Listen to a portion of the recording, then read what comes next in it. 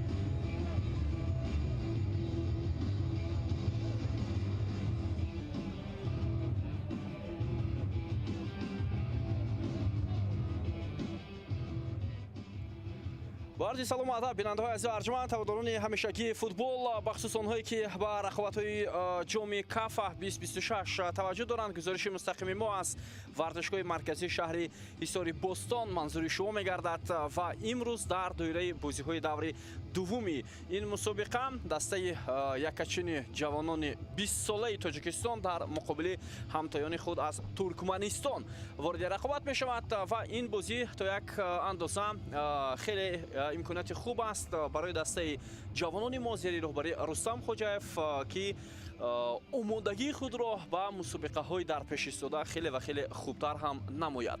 хуб, дирӯз аслан мусобиқа баргузор шуда буд, якчанд бозиҳо ҳам манзур шуд ва мо шумо албатта имрӯз нахустин бозиро бо иштироки дастаи ҷавонони 20 солаи Тоҷикистон тамошо хоҳем кард. мо ба футболбозони ҷавони кишварамон барор мехоҳем дар ин рақобат ва бовар дорем ки онҳо ба таври шоиста шарафи футболи моро дар ин мусобиқаи сатҳи қора ҳимоя менамоянд.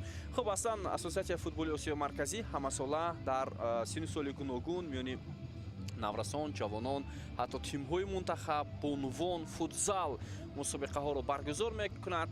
пеш аз ҳама ин албатта рушди футбол дар минтақа ҳаст ва бовар дорем ки албатта масъулин тасмим мегиранд ки дар кишварҳои узви ассотсиатсияи футболи осиёи марказӣ футбол зина ба зина рушд меёбад ва ба ҳадафҳои худ мерасанд. хуб, сар карда аз соли 2027 бинандаҳои азиз дар мусобиқаҳои наврасон, яъне 16 ва 17 сола дигар бозиҳои интихоби ҷоми осиё баргузор намешавад ва махсусан баргузор кардани ҷоми кафа ин марҳилаи интихобӣ хоҳад буд барои тимҳои футболи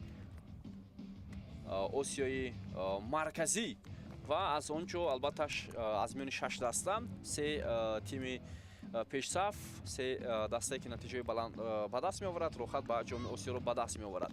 вале дар миёни ҷавонони 20 сола ин чиз куллан дигар аст. тамошобинони азиз ва мусобиқа ба тарзи дигар баргузор карда мешавад. хуб, инак мо таваҷҷӯҳ мекунем ба яке аз мусобиқаҳои аввалин дар ҷоми кафа дар соли 2026 ва ҳоло мебинем ки дар ин мусобиқа дастаи ҷавонони мо ки ҳамин ҳоло бо либосҳои сурх бозӣ доранд ба чӣ натиҷа ноил мегарданд.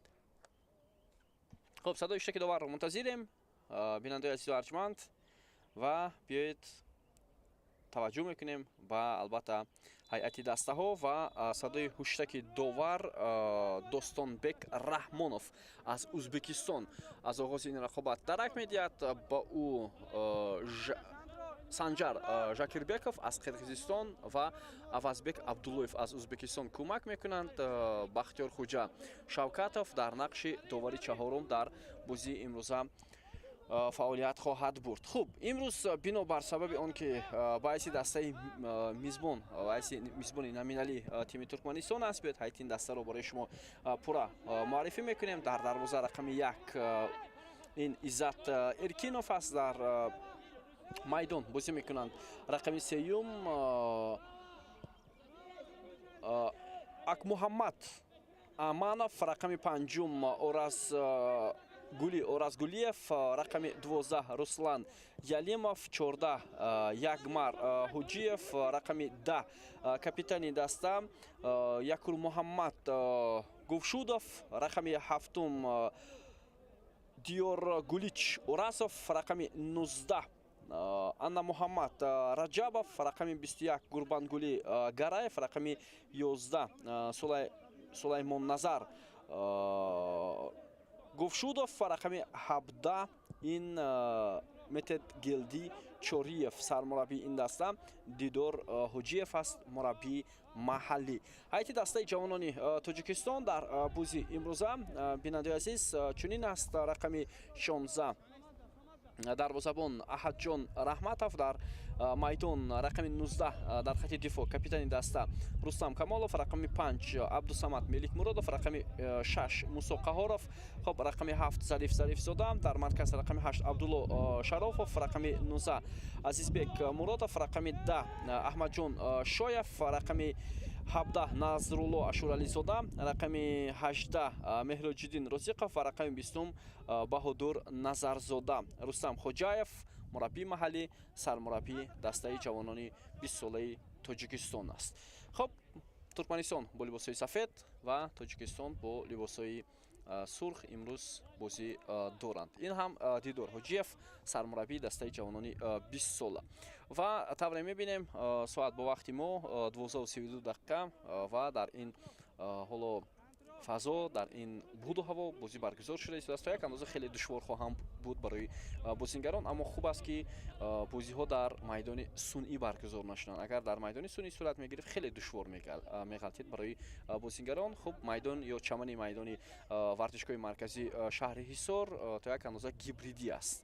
қисми зиёдаш табиӣ аст, аз ҳамин хотир шояд душвор намеафтад барои футболбозон. Ва имрӯз боз як бозии дигар ҳам сурат мегирад. Рустам Хоҷаев дар экранҳои мо шумо, сармураббии дастаи ҷавонони 20 солаи кишварамон ва ҳамчунин сармураббии дастаи футболи Сардор аз шаҳри Турсунзода аст. Ду вазифаро Рустам Хоҷаев иҷро мекунад ва фикр мекунам бозингаронро ҳам хуб медонад ва мақсади ӯ баромади бо муваффақонаи дастаи ҷавонони Тоҷикистон дар ҳамин мусобиқа ва омода шуданд ба бозиҳои интихобии ҷоми Осиё ҳам ҳаст, ки ин мусобиқа албатта баргузор мешавад ва аслан бори сеюм аст ки миёни ҷавонони 20 сола Ассотсиатсияи футболи Осиёи марказӣ мусобиқа баргузор мекунад. Аввалин бор соли 2023 буд, дар худи Тоҷикистон баргузор шуд ва онҷо Узбекистон тавонист медалҳои тиллоро ба даст оварад. Соли 2024 ҳам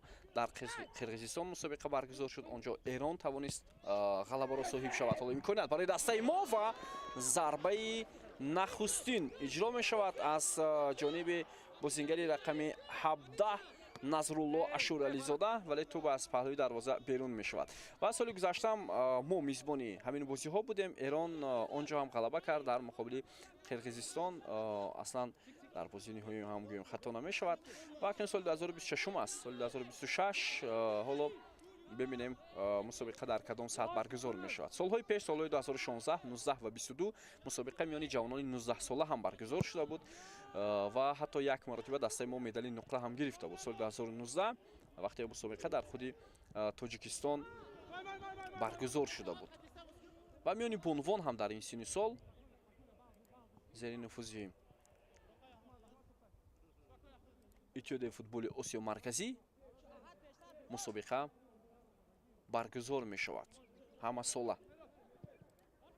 диққат ба футболи бонвон ҳам яке аз ҳадафҳои аввалин дараҷаи ин созмони футболии минтақа маҳсуб хоҳад ёфт.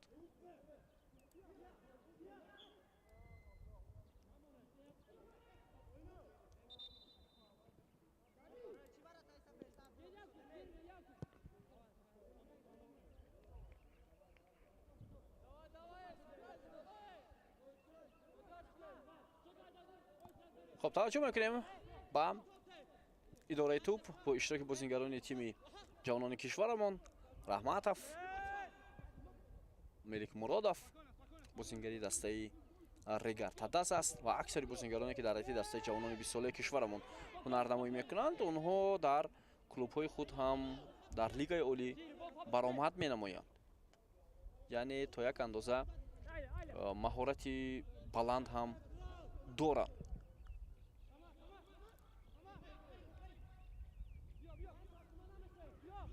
حالا تلاش از سوی بازیگران دسته ترکمنستان برای فشار آوردن به بازیگران ما.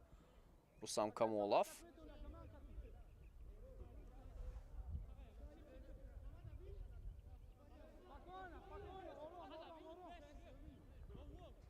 ملک مرادов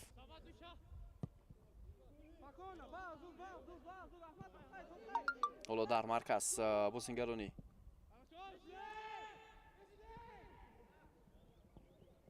دسته ما تلاش دارند که توسط حمایتگران حمله را آغاز کنند.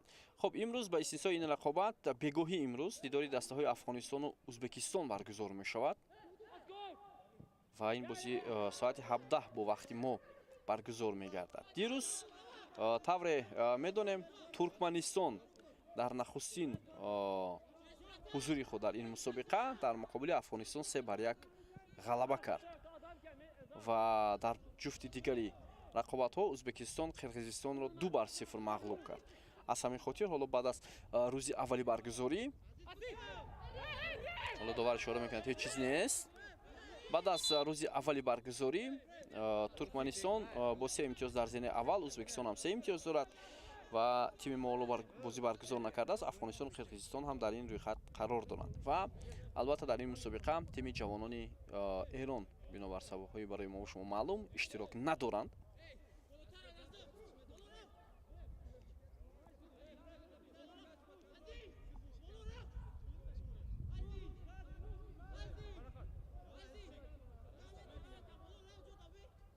ҳарчанд бозингарони мо ҳоло бо тӯб бештар ҳунарнамоӣ карда истоданд, аммо фишори бозингарони Туркманистон ҳам хеле зиёд ҳаст. хуб, даври сеюми бозиҳо 15 май баргузор мешавад. Як рӯз дар майн истироҳат хоҳад буд. рӯзи ҷумъа сурат хоҳад гирифт. бо ҳамин вақту соат онҷо Қирғизистон бо Туркманистон бозӣ мекунад ва тими мо бегоҳӣ бо Афғонистон ворди рақобат мешавад. 17 май Қирғизистон бо Афғонистон, Ӯзбекистон бо Тоҷикистон бозӣ мекунад. Баъдан 19 май ки рӯзи охири мусобиқа аст, Туркманистон бо Ӯзбекистон, Тоҷикистон бо Қирғизистон вориди рақобат хоҳад шуд.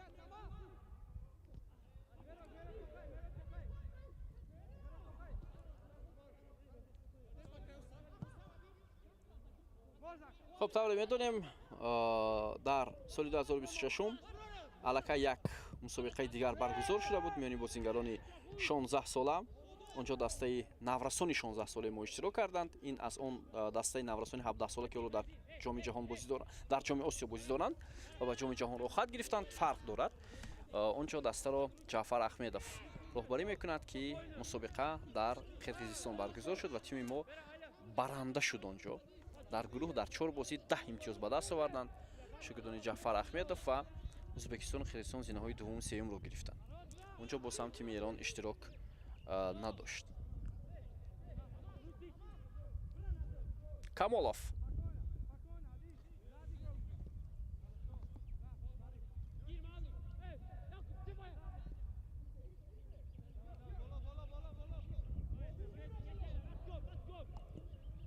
ҳоло бо ту бозингарони дастаи ҷавонони мо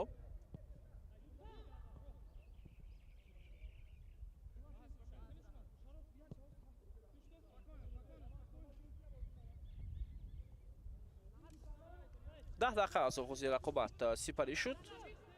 тӯб ҳамеша дар ихтиёри бозингарони мо аст ва тавре дида истодем бозингарони Туркманистон ҳам дар нимаи майдони мо ҳоло фишор оварда истоданд.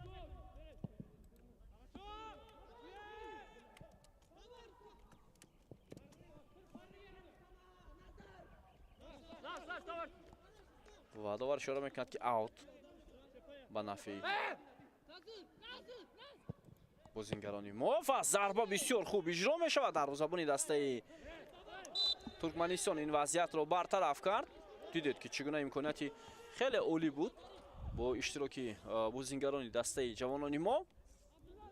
ҳоло бозингари рақами 7 дастаи Туркманистон андаке ҷароҳат бардоштааст. зарба боз ҳам аз ҷониби Назрулло Ашурализода аз дохили ҷаримагоҳ иҷро шуд. агар каме баландтар зада мешуд, шояд барои дарвозабони Туркманистон хеле мушкил меафтод.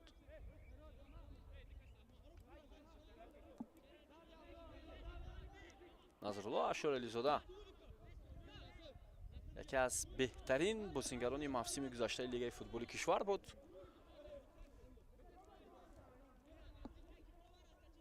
ҳоло дар ҳайати дастаи ҷавонон яке аз бозингарони меҳварӣ ҳам маҳсуб мешавад. ва соли оянда мусобиқаи ҷоми Осиё миёни бозингарони ҷавони 20 сола баргузор мешавад ва ин 43-мин мусобиқаи ҷоми Осиё хоҳад буд миёни бозингарони 20 сола. ҳам шомил мешавад. қаблан ҷоми Осиё байни бозингарони 19 сола баргузор мешуд ва мусобиқа дар ҷумҳурии мардумии Чин баргузор хоҳад шуд моҳи марти соли 2027. дар мусобиқа 16 дастаи беҳтарини умуман Осиё иштирок мекунанд. 4 тими беҳтарин ба ҷоми ҷаҳонии 20 солаҳо ки соли 2027 дар Озарбойҷон ва узбекистон онҷо баргузор мешавад, иштирок хоҳанд кард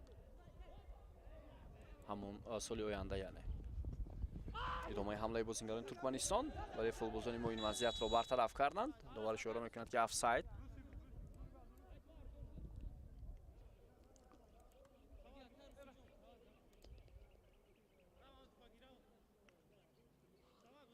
ва дӯстони азиз, албатта иштирок дар ҷоми кафа ин имконияти бисёр хуб хоҳад буд барои иштирок дар бозиҳои интихобии ҷоми осиё, ки аз 31 август то 6 сентябр миёни 44 дастаи узви конфедератсияи футболи осиё баргузор мешавад. онҷо дастаҳо ба 11 гурӯҳ тақсим хоҳанд шуд ва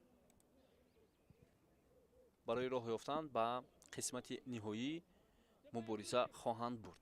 тавре ҳоло маълум аст, бозиҳои интихобӣ дар Баҳрайн, Камбоҷа, Қирғизистон, Лаос, Қатар, Таиланд, Узбекистон ва Вьетнам баргузор мешавад.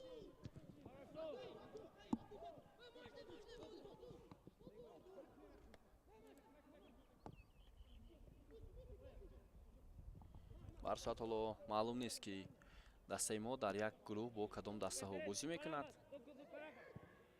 ва дар минтақа бозиҳои интихобӣ дар Қирғизистону Узбекистон баргузор хоҳад шуд.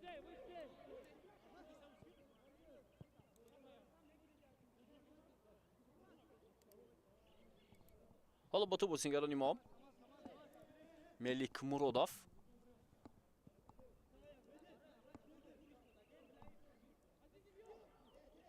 муҳофизатгарони мо Мелик Муродов, Қаҳоров ҳоло бештар тӯбро зери назорати худ доранд. Партоби хеле баланд ба хати ҳамла, талоши Азбек Муродов ва инҷо қоидаи бозӣ вайрон шуд.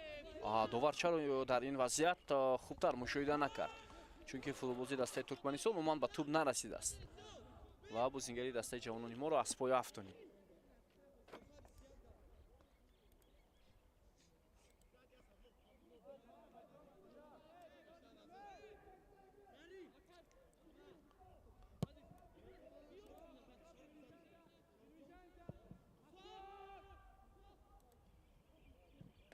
ва аслан бинандаи азиз, дар ҷоми осиё байни бозингарони 20 сола дастаи ҷавонони мо таҷрибаи бозиро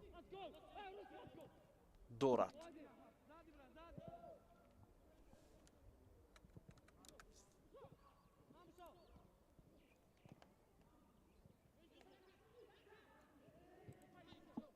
ҳоло талоши бозингарони дастаи мо аз маркази майдон ҳамла бояд шурӯъ шавад. Баҳодур Назарзода, пас ба Камолов, боз ҳам Назарзода, Шоев ва рақобати ҳамлагари дастаи Туркманистон бо муҳофизатгари дастаи ҷавонони мо. инҷо Меҳроҷи Розиқов буд, вале хушбахтона бозингарони дастаи ҷавонони Тоҷикистон боз ҳам тӯбро гирифтанд. хуб, дар ҷоми осиё байни бозингарони 20 сола ки мусобиқа аслан аз соли 1959 баргузор мешавад, солҳои охир дида истодем ки дастаи ҷавонони мо талош мекунанд то дар ин мусобиқа иштирок намоянд. иштироки дастаи ҷавонони мо дар ин мусобиқаи сатҳи қора аслан шурӯъ шуда буд аз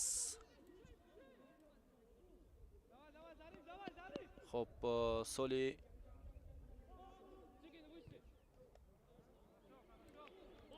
96 ба назарам,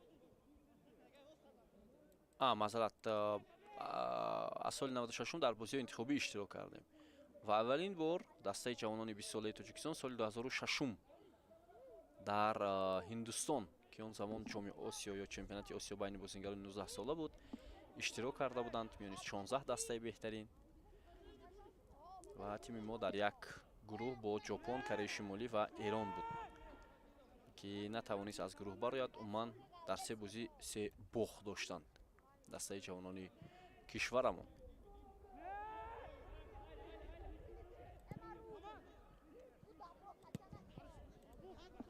хуб, идомаи ҳамлаи бозингарони Туркманистон ва дарвозабони мо инҷо натавонист як андоза тӯбро дошта гирад Раҳматов ва зарбаи кунҷӣ аст барои Туркманистон. Шояд андаке халал ворид кард нури офтоб ба дастаи ҷавонони мо. Ва ду карат дастаи ҷавонони Тоҷикистон паяҳам то ба даври чаҳорякниҳои ҷоми Осиё рохат гирифтанд солҳои 2016-2018. яъне дар таърихи ҳунарнамои дастаи ҷавонони мо ин беҳтарин нишондод маҳсуб мешавад. 5 бор аслан иштирок карданд дастаи ҷавонони мо дар марҳилаи ниҳоии ҷоми Осиё. Хуб, зарбаҳои кунҷӣ 1-1. ҳоло биёед ба зарбаи кунҷии нахустини бозингарони Туркманистон таваҷҷӯҳ мекунем. вазъияти бисёр хавфнок ва инҷо ба назар мерасад ки дарвозабони мо ҳоло дар ҳолати хуб нест. Аҳадҷон Раҳматов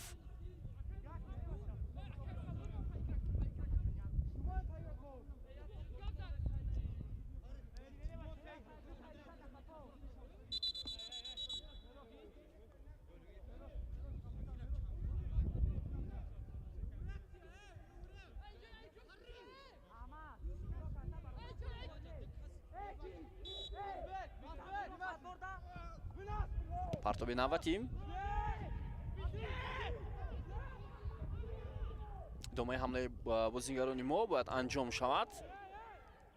талош мекунанд футболбозони мо. ин аксул ҳамла ҳаст ва имконияти хуби анҷом додани як ҳамла буд.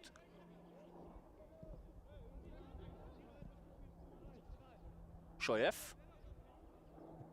розиқов партоб ба Мелик Муродов суръати баланд дошт ва аз ҳамин хотир тӯбро аз даст доданд бозингарони дастаи ҷавонони кишварамон.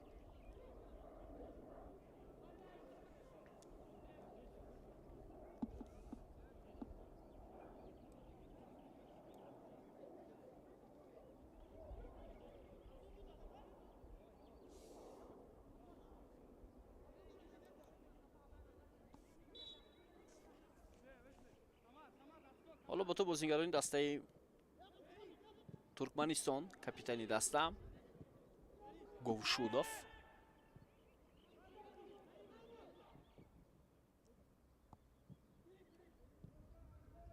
бозигузорӣ мекунанд туркманҳо ва тӯб аз майдон берун мешавад. ба ҳар соат як рақобати хеле арзанда дар муқобили бозингарони мо нишон дода истоданд футболбозони Туркманистон.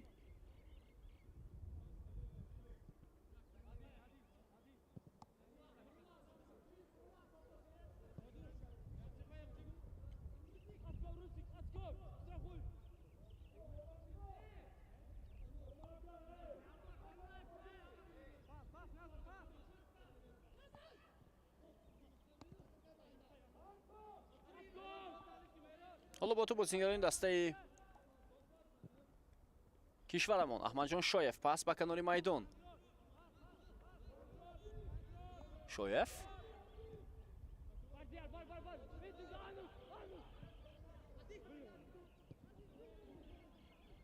тӯбрабои бозингарони Туркманистон таваҷҷӯҳ мекунем ба ҳаракатҳои онҳо. бояд нимуҳофизатгарони мо пеши роҳи ӯро гиранд. ин бозингари рақами 20 дастаи Туркманистон буд. ҳамлаи онҳо дарвозабон бояд эҳтиёткор бошад.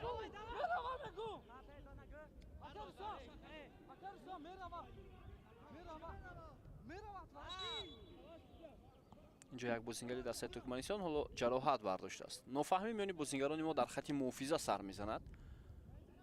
дарвозабон ишора дорад ки тӯб аз майдон берун мешавад ва капитани даста бошад баръакс. тӯбро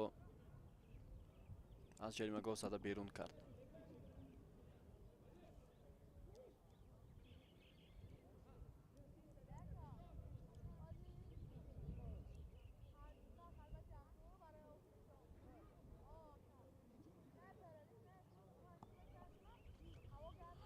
خب حالا در دقیقه 21 داور اجازه داد که دسته‌ها اندکی آب نوشند. هوا خیلی گرم است و دشوار خواهد بود برای بازیگران.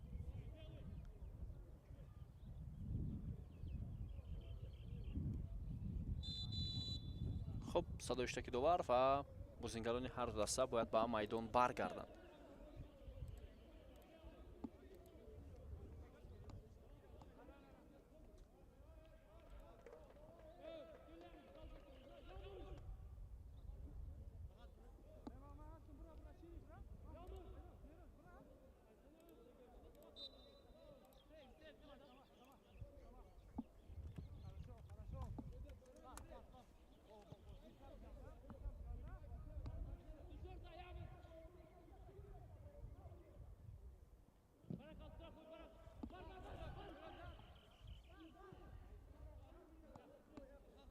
حالا دروازه‌بانی ما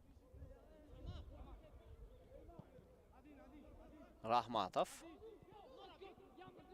дар миёнаи майдон Баҳодур Назарзода.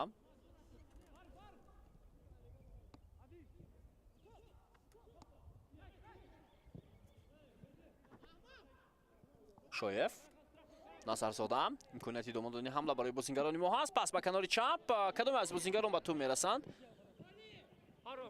ҳоло талош дошт дар ин вазъият Назрулло Ашурализода. Камолов ҳам мубориза бурда буд.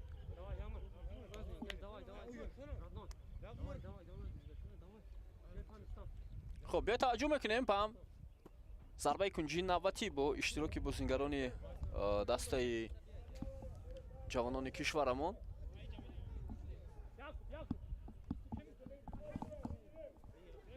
دقیقه 24 رقابت است.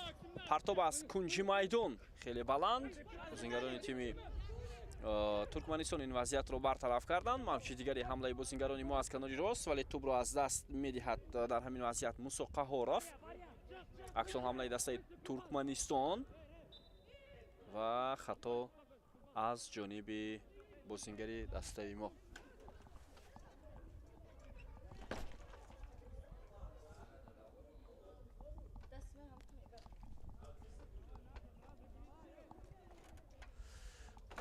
بازی ادامه دارد. تماشاگران عزیز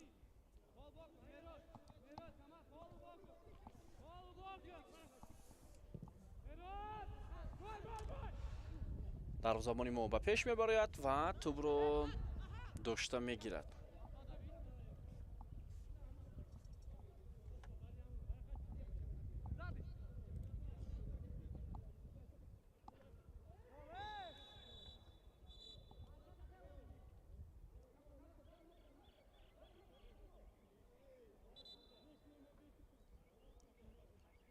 خب اگر متوجه شویم به استثنای یک ضربه ما که اونجا اشورعلیزاده زد، دو ضربه اصلا و یکی رو دروازه‌بان برگردانید و دیگری از پهلوی دروازه بیرون رفت. دیگر ما وضعیت خفناک در نزد دروازه ترکمنستان به میان نآوردیم و بازیگران ترکمنستان هم یک چند کوشش داشتند ولی در عموم وضعیت‌های خفناک در نزد دروازه ما به نظر نرسید.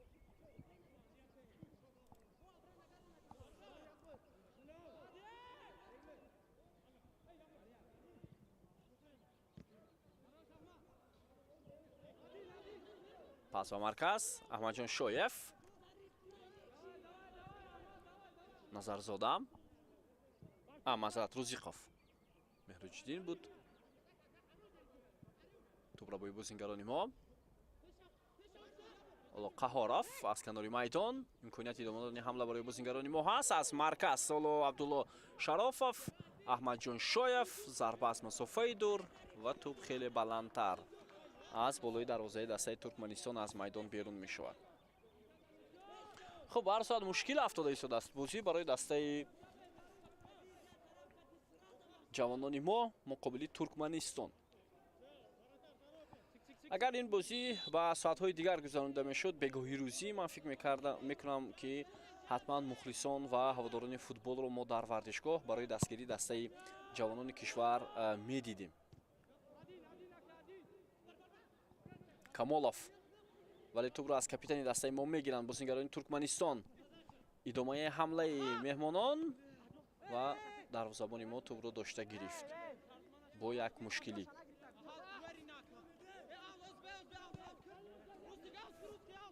کامولوف حالا در مرکز نظرزاده بود. شویف توپ را از میدان زده بیرون میکنند بازیگران ما و اونجا چی حالت به میان آمد.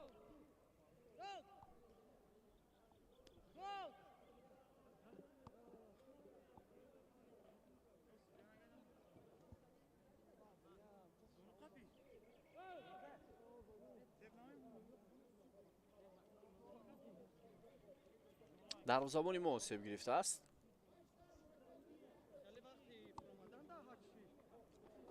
و فکر میکنم اینجا در وقت قبول توپ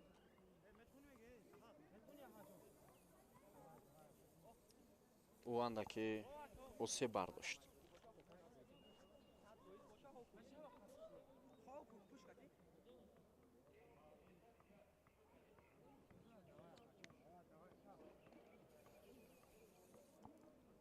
خب توجه میکنیم بله در همین حالت شاید دروازه‌بانی ما اندکی از پایش جراحت برداشت.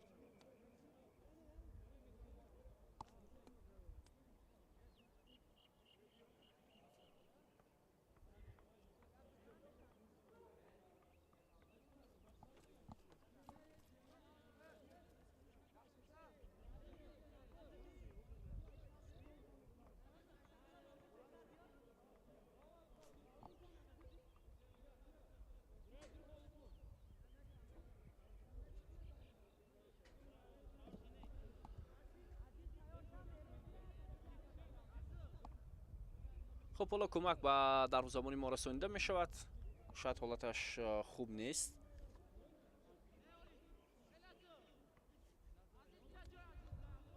بعد از چند لحظه می بینیم که طبیبان چی دستور می دهند. اون می تواند بازی رو ادامه دهد یا نه.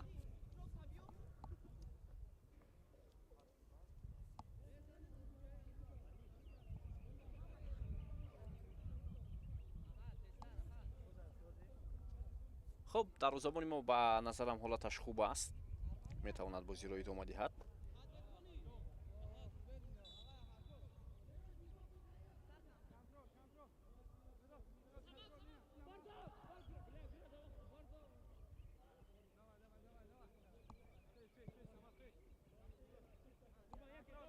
Kamolov, Melik Murodov боз ҳам капитани дастаи ҷавонони мо. фишор ба ӯ зиёд мешавад. Мелик Муродов ва тӯб аз майдон берун мегардад.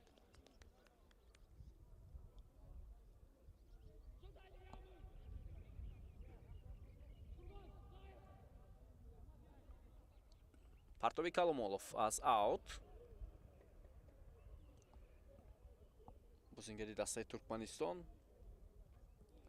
Анна Муҳаммад Раҷебов ин вазъиятро бартараф кард. ва қоидаи бозӣ вайрон мешавад. дар ҳамин вазъият муқобили футболбози мо онҷо Акмуҳаммад Аманов бозингари рақами 9 Азизбек Муродовро аз пой афтонид ва довар зарбаи ҷаримавӣ таъин мекунад.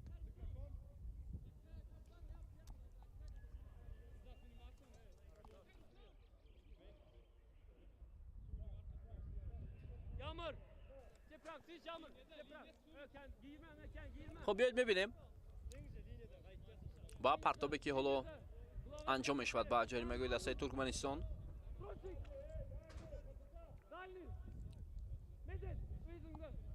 به توجه میکنیم با همین ضربه پرتوبک اصلا از جانب موسی قهاروف ارسال شد و کامولوف در برابر بازیگران تیم ترکمنستان مبارزه برد ولی توپ از میدان بیرون گردید.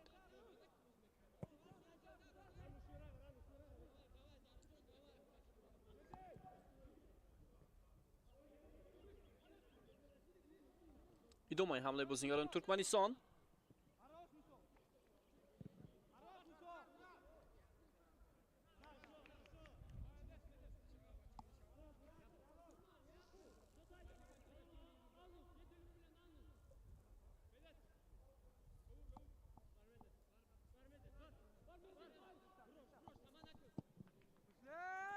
پرتاب خیلی بلند با خط حمله جانبی اشور علیزاده جان نظرزاده مبارزه میبرد و باز هم در مقابل بازیگری ما خطا صورت میگیرد. این دفعه با بازیگری رقم 5 ترکمنستان داور کارت زرد نشان میدهد اورازگولیف.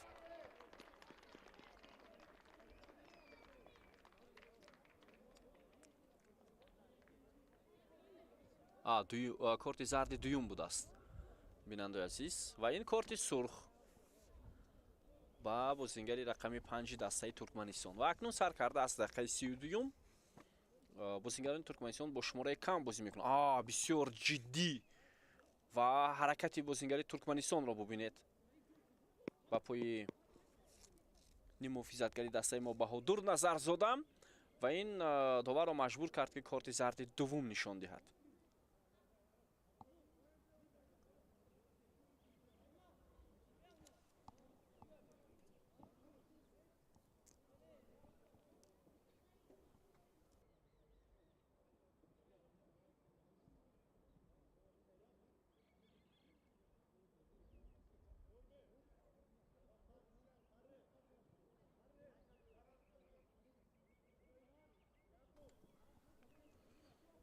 хуб, ҳоло довар бозингари Туркманистонро аз майдон берун мекунад. Бо шумораи кам бозингарони Туркманистон ҳоло қисми аввалро ва умуман бозиро идома медиҳанд.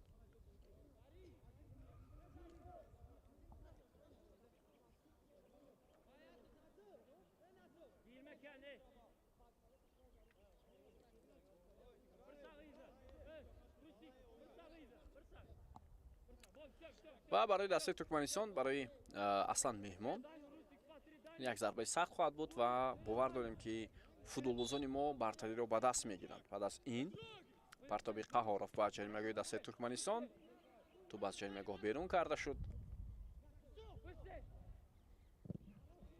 мубориза мебаранд футболбозони Туркманистон.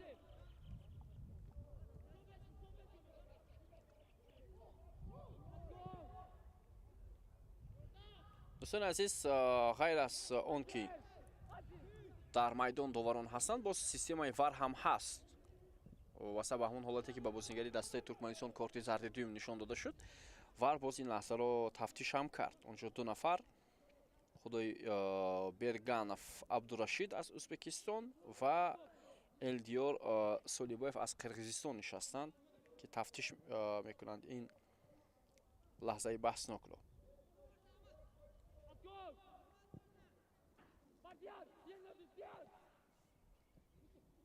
идомаи ҳамлаи бозингарони дастаи мо ва фурсати бисёр хуб буд. зарба аз масофаи дур ва хато меравад.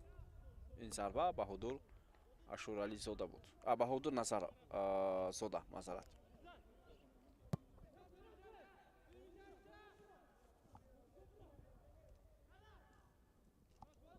капитани Туркманистон Гулшудов мубориза мебарад ва муқобили ӯ ҳам аз ҷониби нимуҳофизатгари мо Шоев қоидаи бозӣ ва эълон мешавад.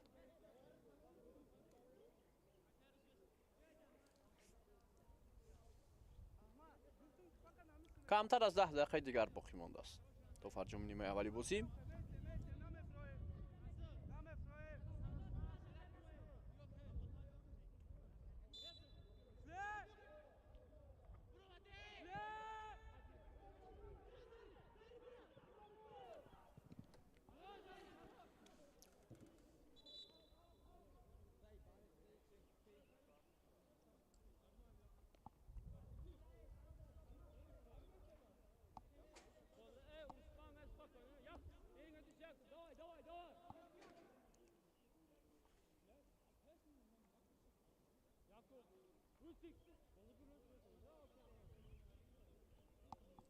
боз як бозингари мо ҷароҳат бардошт. тайбон зуд кӯмак мекунанд.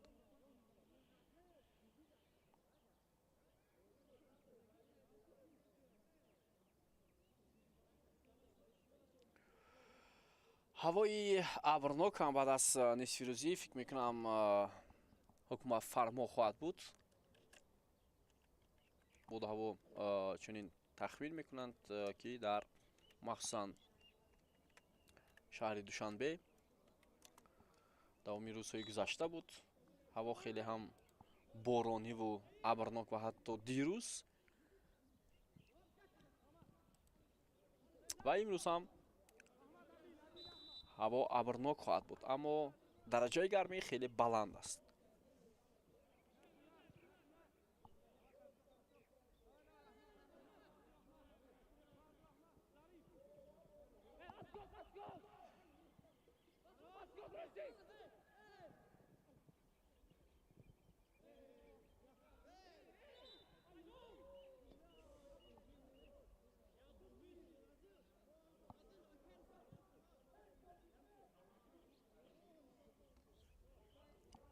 دقیقه 38 بازی.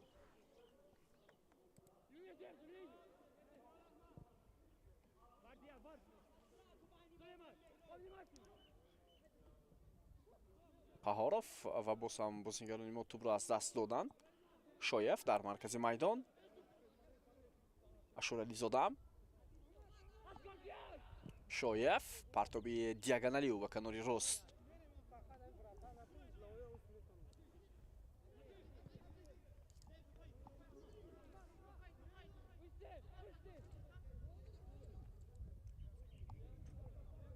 اشورالیزاده پرتابی баландиу.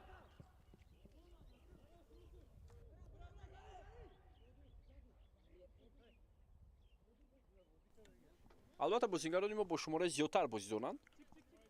онҳо бояд бозиро контрол кунанд тавассути ҳамдигарфаҳмӣ ва бозигузорӣ, махсусан бозии заминӣ бештар нишон диҳанд. ин бисёр хуб мешавад. бо партопҳои ҳавоӣ албатта эҳтимолияти ба миён овардани вазъиятҳои голзанӣ хеле кам хоҳад буд.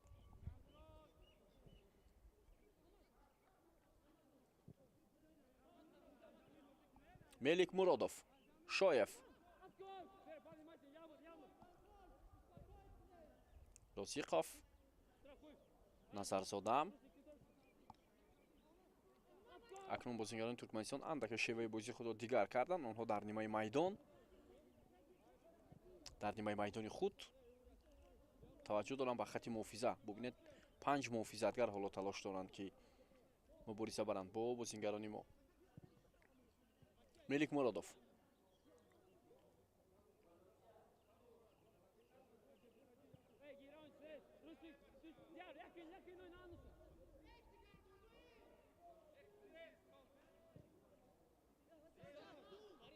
ва боз ҳам як ҳамлаи бебарор аз сӯи бозигарони мо анҷом мешавад. 5 дақиқаи дигар то фарҷоми нимаи аввали бозӣ боқӣ мондааст.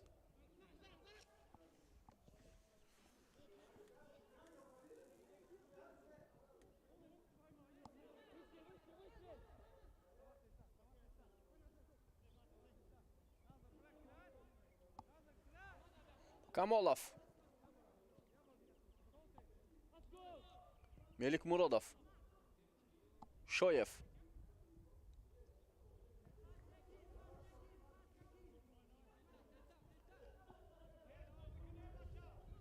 аҳмадҷон шоев,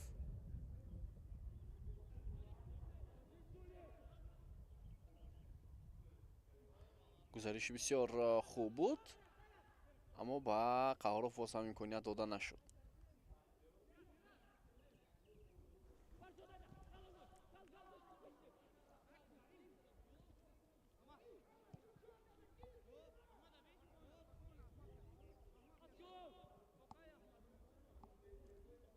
шоев боз як партоби баланд ва ин дафъа дақиқ ба назрулло ашурализода.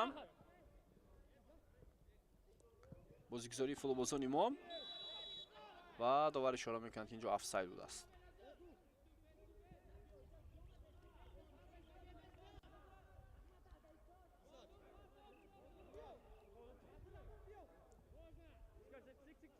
خب برای بازیگران ترکمنستان من فکر میکنم قسم اول رو بدون گل یا مساوی انجام دادن در همین حالت خوب هم هست.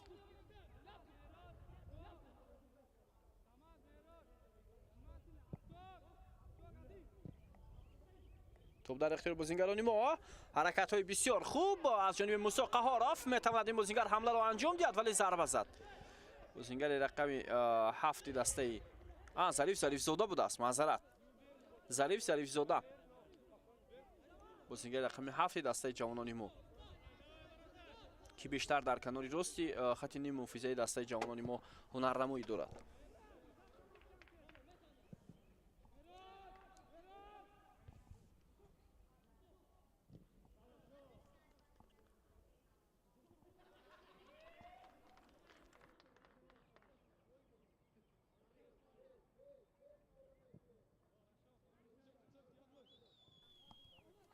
Камолов, Шоев. باز یک پرتابی بلند ولی دقیق نیست. رسالی تو با کناری راست ملک مرادов. جان احمدов. розиқов. شایف. розиқов. باز پرتابی خیلی بلند با کناری چپ. رستم کمالов. و موفق نمیشود کاپیتان دسته جوانان ما.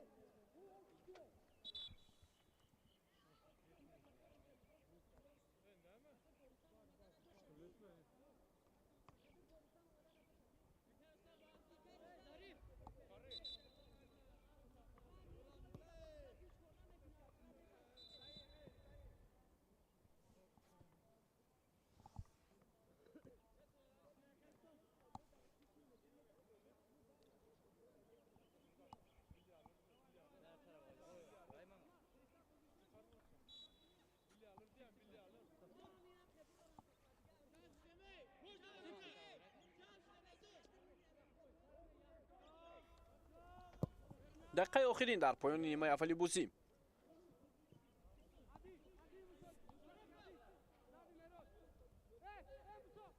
قهارов. والا دقیقه الوگی داده شد با پایان نیمه اولی بازی. کمالов پس معذرت اشورالی زاده بود پسی خطا.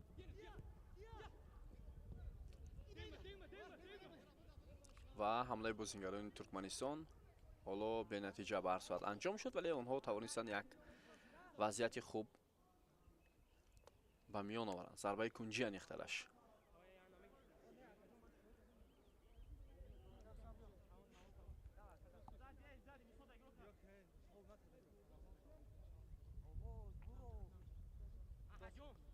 پنج دقیقه به قسم اول زم شده است.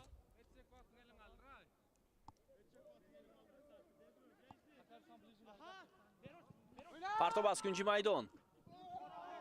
مبارزه بازیگران ترکمنستان ولی آنها به همدیگر به نظرم برخوردند.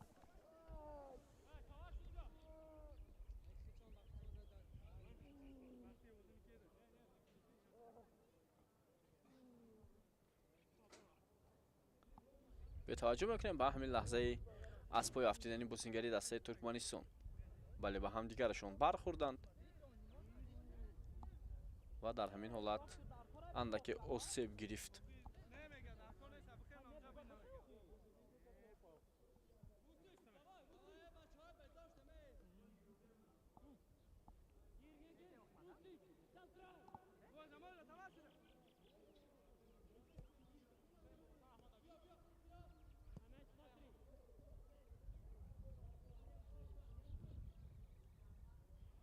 رستم کمالов.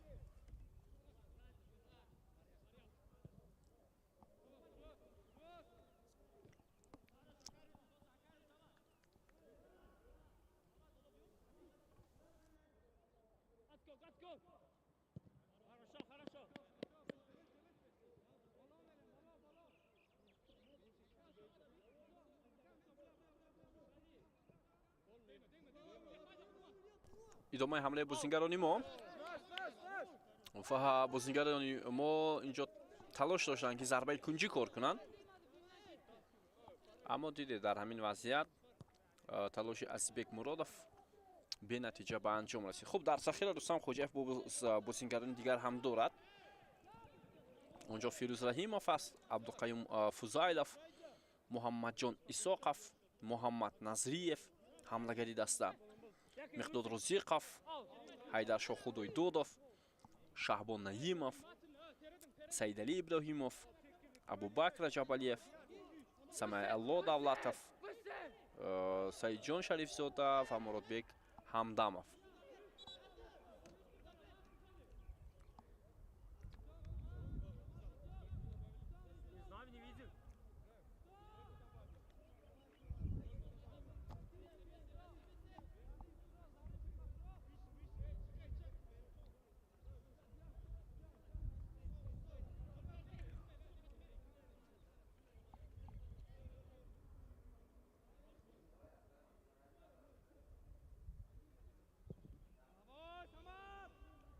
خب رستم خوجاев дар ситоди мураббиёни дастаи ҷавонони Тоҷикистон Аҳлиддин Турдиев кӯмак мекунад ва боз як мураббии дигар Фаррух Маруфиев.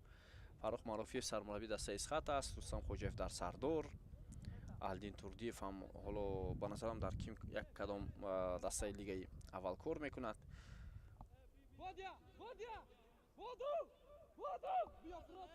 мураббии дарвозабонҳо Меҳвар Сулаймонов аст.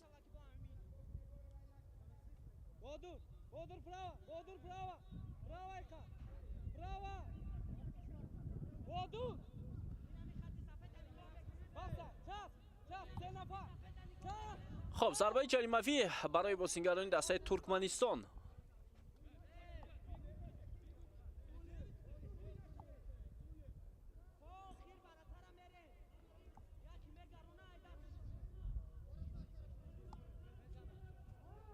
دقیقه آخرین نیمه اولی بازی حساب 0-0.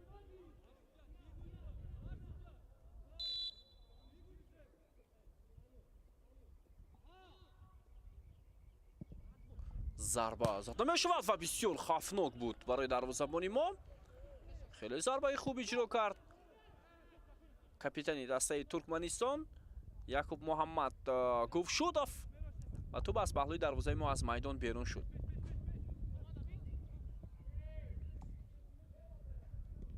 Kamolov.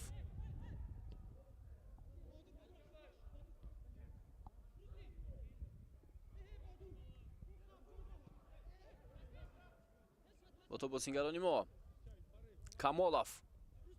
آخرین شاید فرصت ولی با Kamolov امکانیت نمیدهد. بازیگری دسته ترکمنستان و محافظتگران ما در مقابل یک بازیگری ترکمنستان هم بودند موفق نشدند. اونجا متد گلدی چوریف بود. 5 دقیقه علاوه کرده داور انجام یافت. پرتاب جریمه‌گاه بازیگران ما آزادانه این وضعیت رو برطرف کردند. نظرزاده و پرتاب او حالا تلاش بازیگری رقم 7 ظریف زاده. به توجه میکنیم پرتاب ظریف زاده را او ضربه میزند جانب دروازه از همین موقع و خطا. خب صدای اشتراکی داور از فرجام نیمه اولی بازی بین دسته های جوانان 20 ساله ترکمنستان و تاجیکستان درک میدهد. حساب 0-0. ترکمنستان از دقیقه 32 با یک بازیگر کم بازی دارد و منتظر میشویم نیمه دومی رقابت رو بین این دسته ها و بعد از چند لحظه حتما برمیگردیم.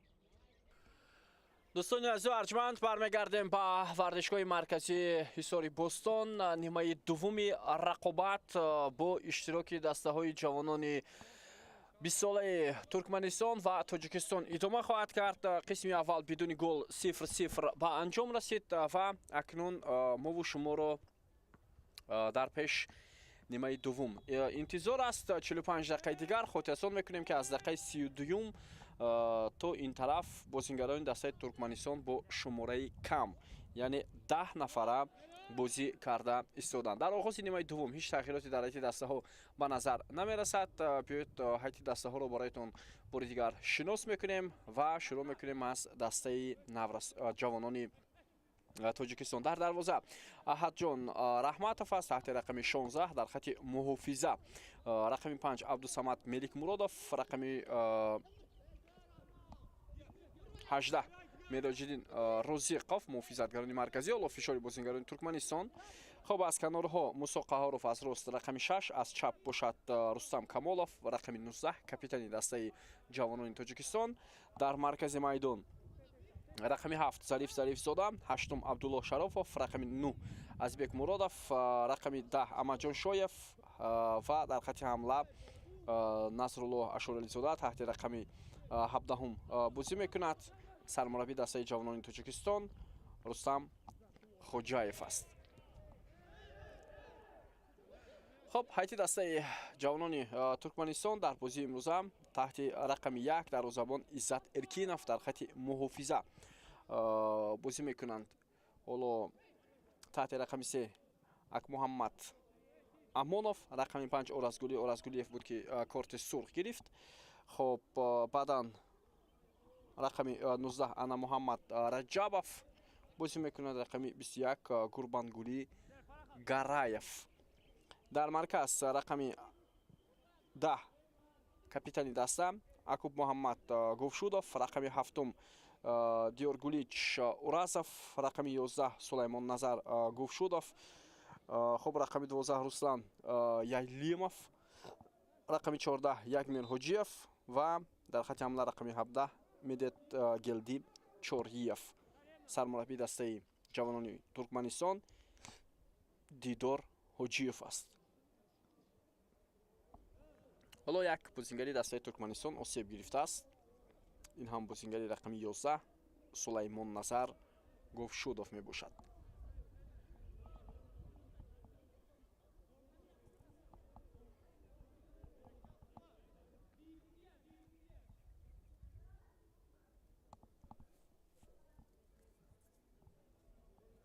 خب آغاز نیمه دوم و تا یک اندازه طور دیده ایستادیم. باز هم بازیگران ترکمنستان میخواهند مقابلیت نشان دهند در مقابل بازیگران تیم جوانان ما.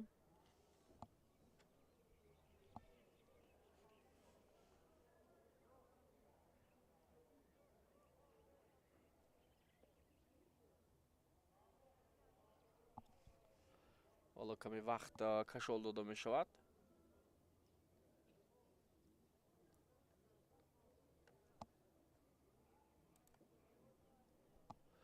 خب مسابقه کافا میانی بازیگران 20 ساله در سال 2026 اصلا باری دوم است که زیر نفوذ کافا برگزار شده ایستاده است و قبلا البته ما مسابقه رو بین نورسانی 16 ساله در قرقیزستان دیده بودیم و این سال باز یک مسابقه دیگر هم باید برگزار شود. مسابقه راهی ابریشم در قرقیزستان و ازبکستان میانی کلوب های عضوی سازمانی نام برده. حالا تغییرات در هیئت دسته ترکمنستان، تغییرات اجباری. بازیگری رقم 8 ارسلان وپایف با میدان میاد به جای بازیگر رقم 11 سلیمان نظر گوفشودov که جراحت برداشت.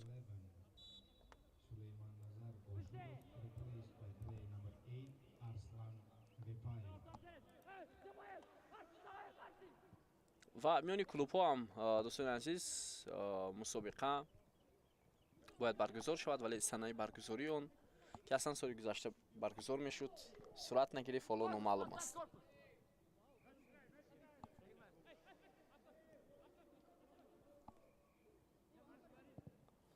خب ادامه حمله بازیگران دسته ترکمنستان،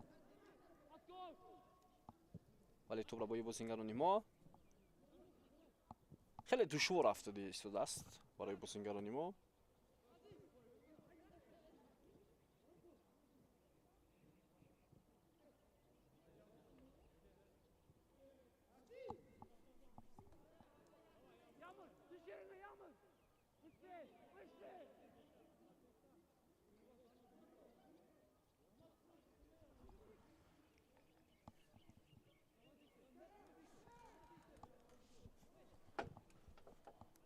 پنج دقیقه سپری می شود از آغاز نیمه دوم رقابت.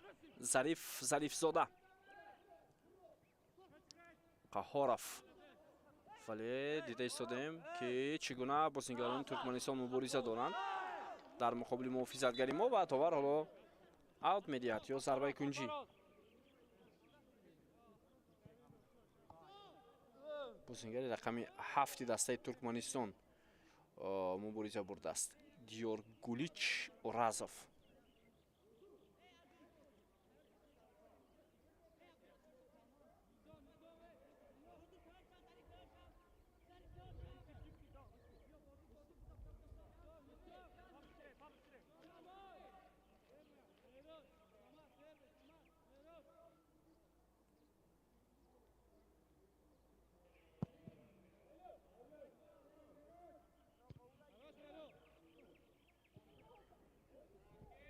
ادامه حمله بازیگران ما. باز یک فرصت دیگر. حالا توجه میکنیم به هنرنمای بسیار خوبی بازیگر رقم 9 دستمون ازبک مرادов، ولی بازیگران ترکمنستان مبارزه بردن، توپ را گرفتند. باز هم توپ را با شاگردان رستم خوجاєв. امکانیت ادامه دادن حمله هست. نظر زدم پس اندکی خطرناک بود.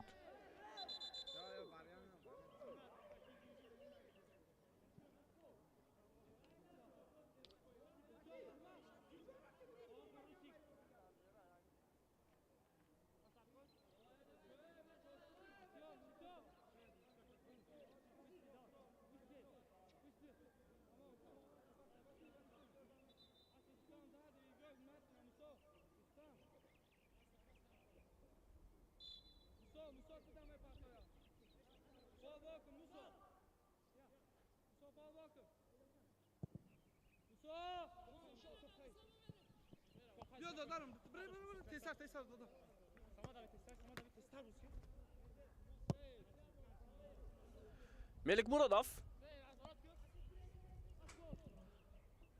پرتابی خیلی بلند.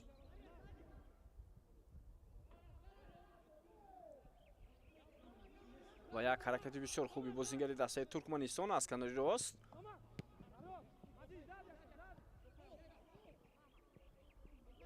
احمدجان شایف، رستم کمالов و چنین پرتاب‌های سراسیمه‌وار از جانب بازیگران ما زیادتر سرعت گرفته ایستاده است. بالاتر اشاره کردیم که ما با شماره زیادتر بازی داریم. فال فرصت هست برای بازیگران ما. ضربه را انتظاریم. به قفا برمیگردد بازیگر ما. این بازیگر رقم 9 مرادov بود. پرتاب نوبتی، ضربه با سر و توپ از پهلوی دروازه بیرون می شود. بهترین امکانیت برای بازیگر رقم 20 بهادر نظرزاده.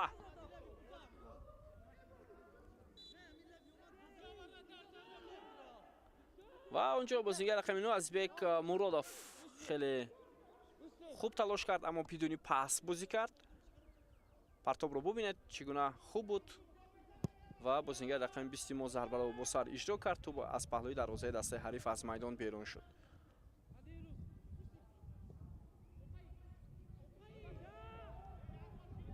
اشورالیزاده خواست با پشت پای پاس داد و هم دستش، اما پاسش خطا رفت.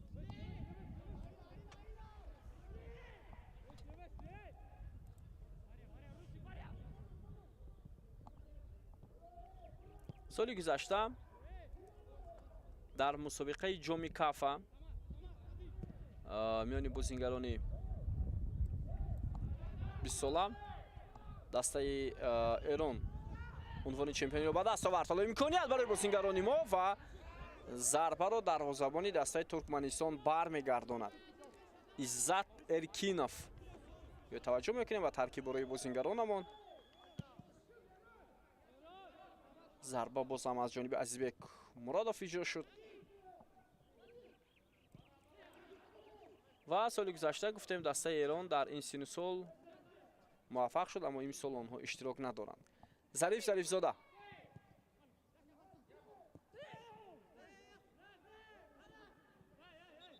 و خطا میکنند بازیگر رقم 7 دسته ما.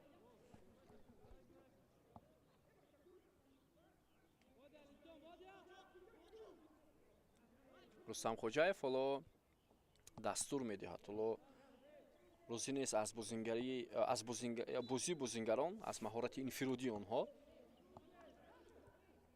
شاید تغییرات به عمل آوردن میتواند بازی دسته رو مخصوصا در خط حمله بهتر کند. این رو مربیان خوبتر و بهتر میدونند.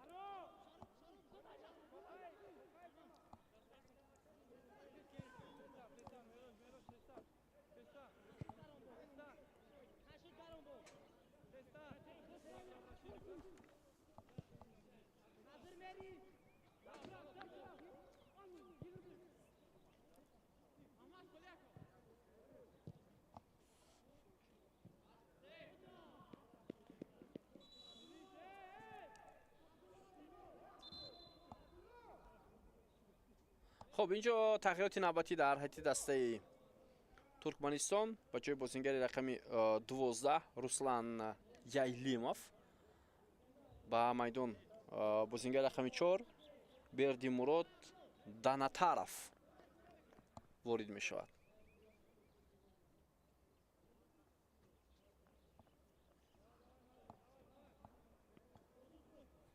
Substitution for Turkmenistan.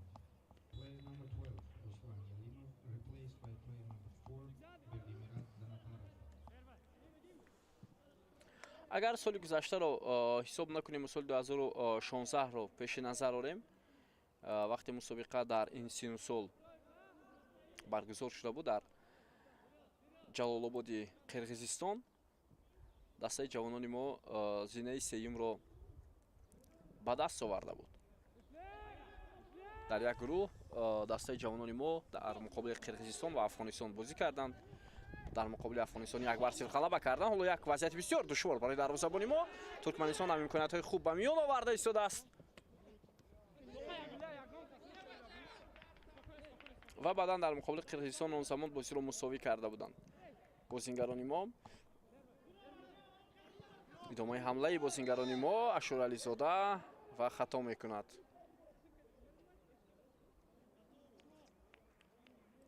و بعدا برای زینه سوم اصلا مغلوب شده بود دسته ما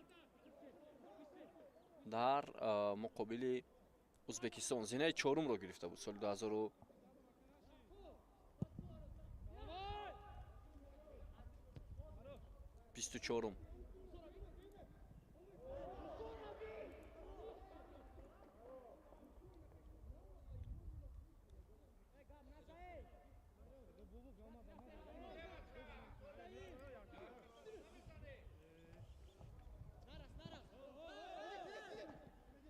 حالا امکانیت برای بازیگران ما و داور اشاره میکند که خطا از سوی محافظتگری دسته ما عبدالصمد ملیکمورادов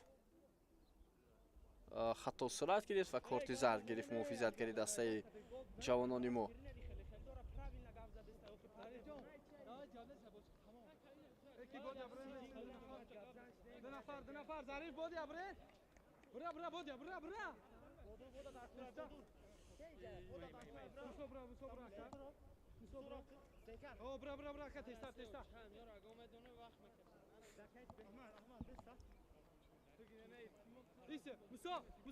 خب ضربه جریمه‌ای برای بازیگران ترکمنستان.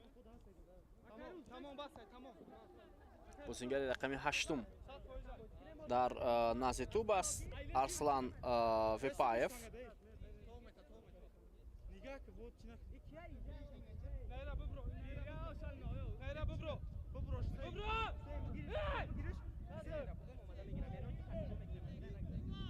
خب توجه میکنیم در جریمه‌گاه دسته ما 5 بازیگر دسته ترکمنستان هست.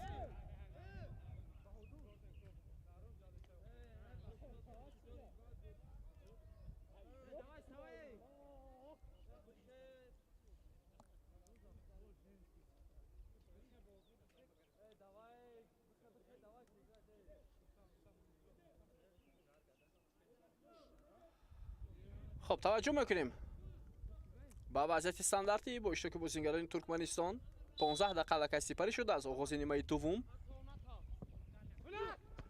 و گل میزنند بازیگران ترکمنستان در دقیقه 61 رقابت. بیننده عزیز بازیگر رقم 7 دیارگولیچ رازوف موفق شد. اونها با شماره کم بازی دارند 10 نفره و حالا در روزه دسته ما رو رخ نمیکنند.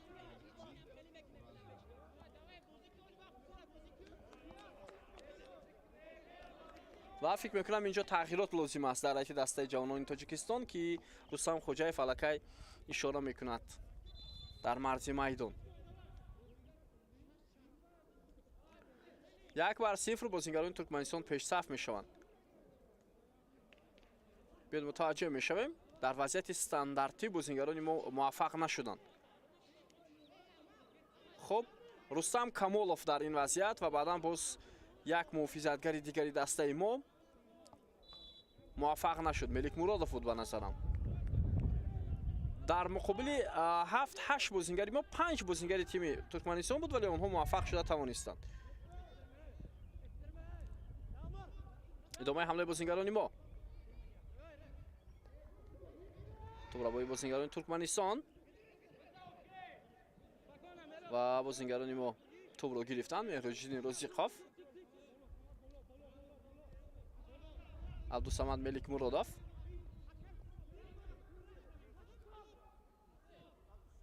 شویف،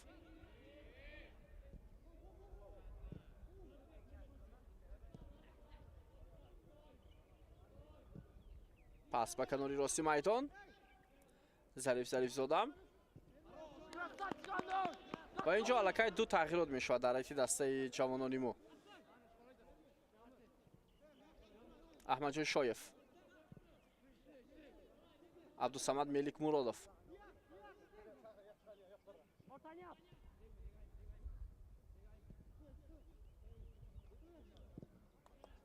پرتاب خیلی خوب با کنار میدان ظریف زاده.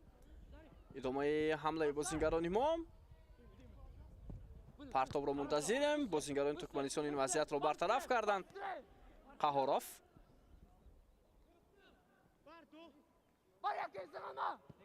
حالا توجه میکنیم ظریف زاده ولی توپ را از دست داد بازیگر رقم 7 دسته جوانان ما. رزیقوف،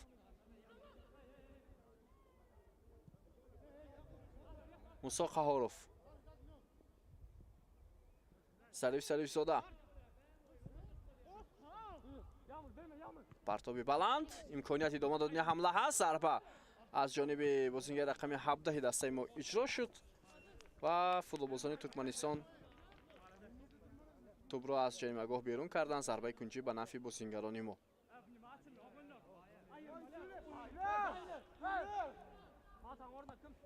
خب حالا توپ را از کنج میدان عبدالله شرافوف با بازی می‌دارد.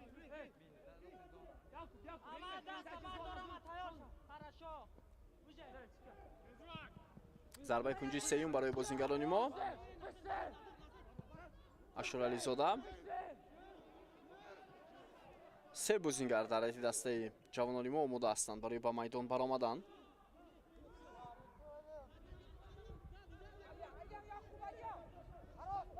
خطا میکنن فوتبالبازان ما. احمد جان شایف مخصوصا ادامه حمله دسته ترکمنستان. خط دفاعی ما تنها اونجا 2 نفر هست. رزیقوف مبارزه میبرد. ظریف زاده،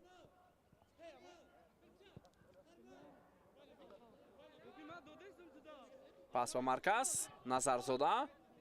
سود باید به حمله روند بازیگران ما.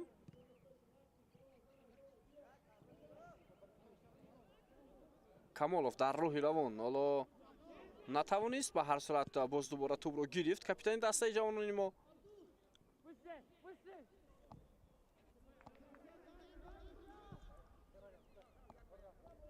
سی و 35-65 فایزی داره کردن توپ.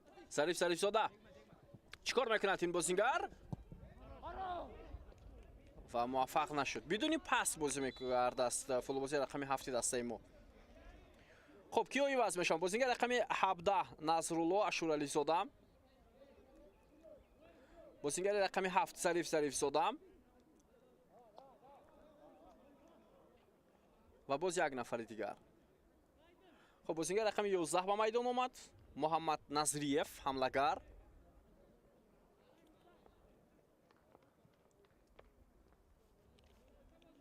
бозингари рақами 13 Ҳайдаршоҳ Худойдодов. خب عبدالله شرافов ظریف زاده نزلو اشوری زاده ترک میدان کردن. محمد نظریف، حیدرشاه خدایدادov و محمد جان ایساقov با میدان اومدن. 3 نفر. حالا امیدواریم که بازی دسته ما بهتر می شود. با اومدن این بازیگران نفسی تازه دارند و می توانند خوب هم بازی کنند. حمله ایجابی دسته ترکمنستان. توبرابای بازیگران ما.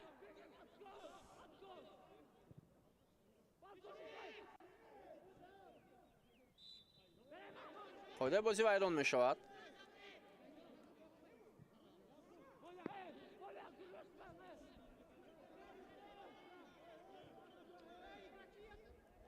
خب ادامه حمله بازیگران ما.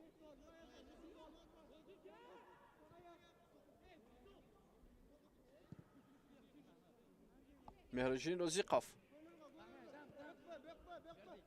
ایساقов.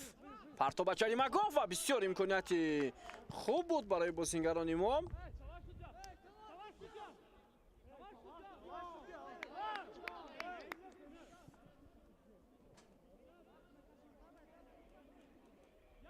حالا ضربه کنجی است.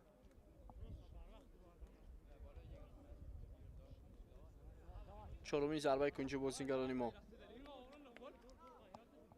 6 فوتبالبازی ما در داخل جریمه‌گاه دسته ترکمنستان. بازیگر رقم 14 دسته ترکمنستان یکمیر حجیف حالا جراحت برداشته است.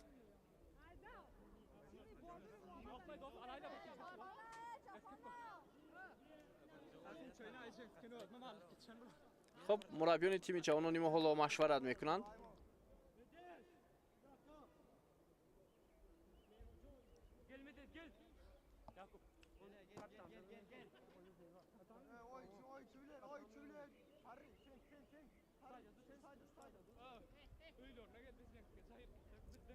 خب این هم گل زده بازیگران دسته ترکمنستان در دقیقه 61 رقابت بود از ضربه جریمه‌ای. مؤلف گل دیارگولی چورازوف بود.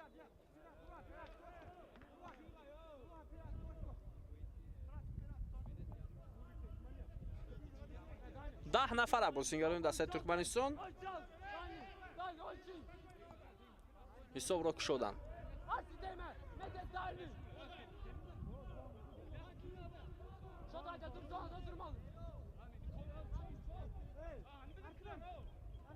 خب ضربه کنجی نوبتی برای بازیگران ما. پرتاب اجرا میشود با جریمه‌گاه. توپ را از دست داد دروازه‌بان دسته ترکمنستان و اینجا حمله به دروازه‌بان بوده است.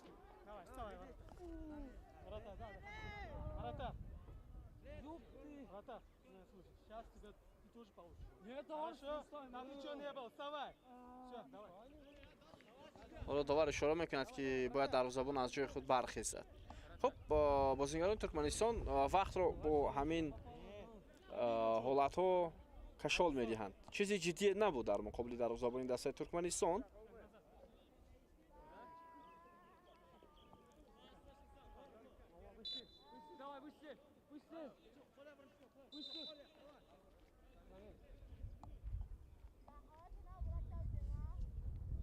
عزت ارکینوف دروازه‌بان دسته جوانان ترکمنستان. خب سه تغییرات دیگر در این دسته انجام می شود. بازیگر رقم 7 مؤلف گل دیارگولیچ اورازوف ترک میدان میکند. بازیگر رقم 17 مدت گلدی چوریف و باز یک بازیگر دیگر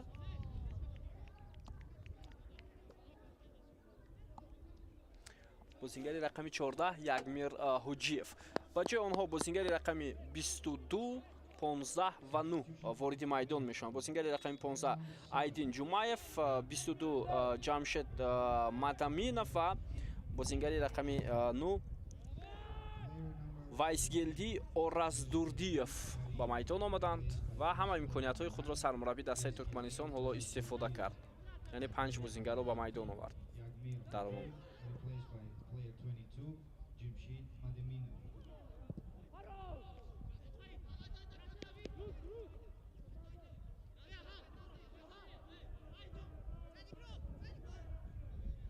Розиқов.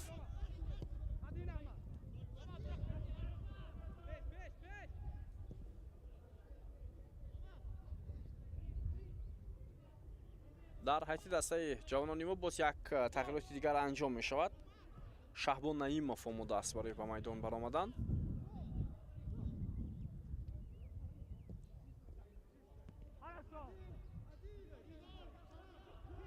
тӯбрабои бозингарони Туркманистон.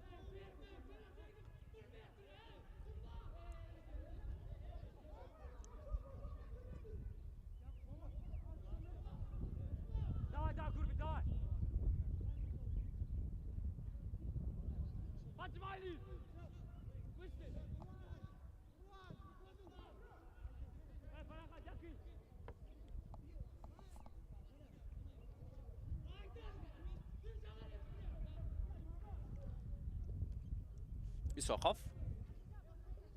Азбек Муродов.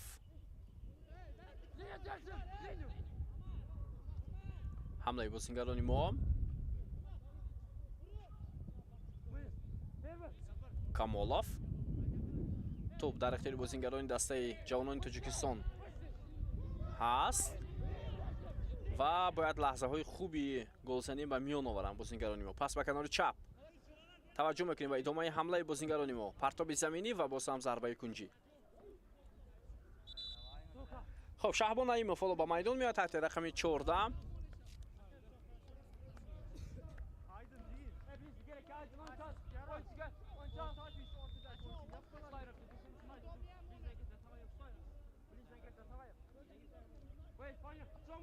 Рустам Камолов капитани даста ро иваз мекунад.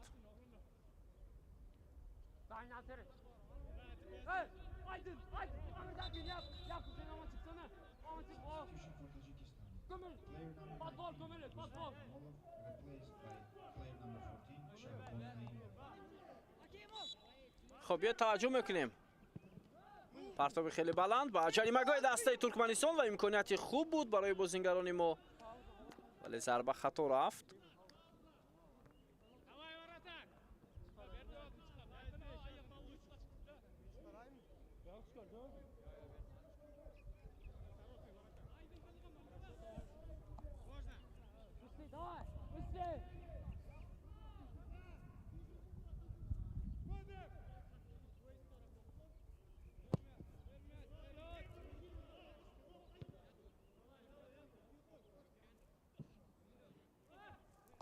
با تو بازیگران ترکمنستان نظرزاده حالا مبارزه برد و تو از میدان بیرون شد. اگر در بازی امروز دسته جوانان ما پیروز نشود که برتری دارد از روی شمارم، در بازی من بعدا دشوار خواهد بود مقابل دسته های افغانستان، ازبکستان، قرقیزستان. خیلی مشکل خواهد بود.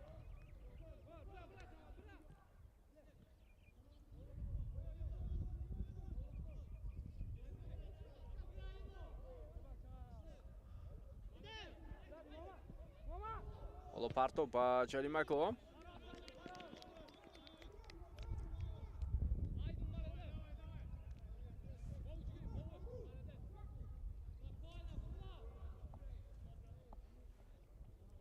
دقیقه 75 رقابت هم نزدیک شده ایستاده است.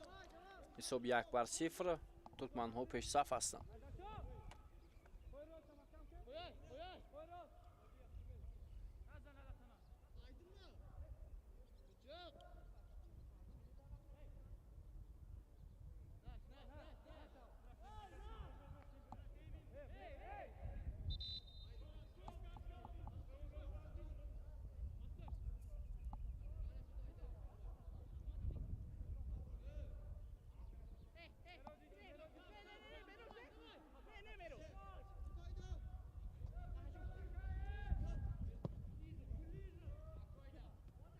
зарбаи дарвозабони мо ба канори майдон ва аз нимаи майдонамон ҳоло баромада натавониста истодем. ин то як андоза нишон дода истодааст ки то кадом андоза бозигарони мо қувват доранд, то кадом андоза метавонанд бартарӣ нишон диҳанд.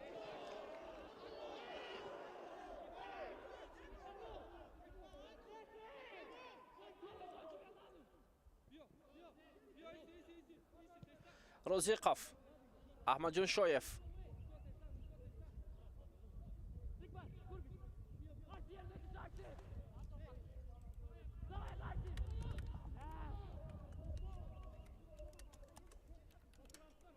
имконияти идома додани ҳамла барои бозингарони дастаи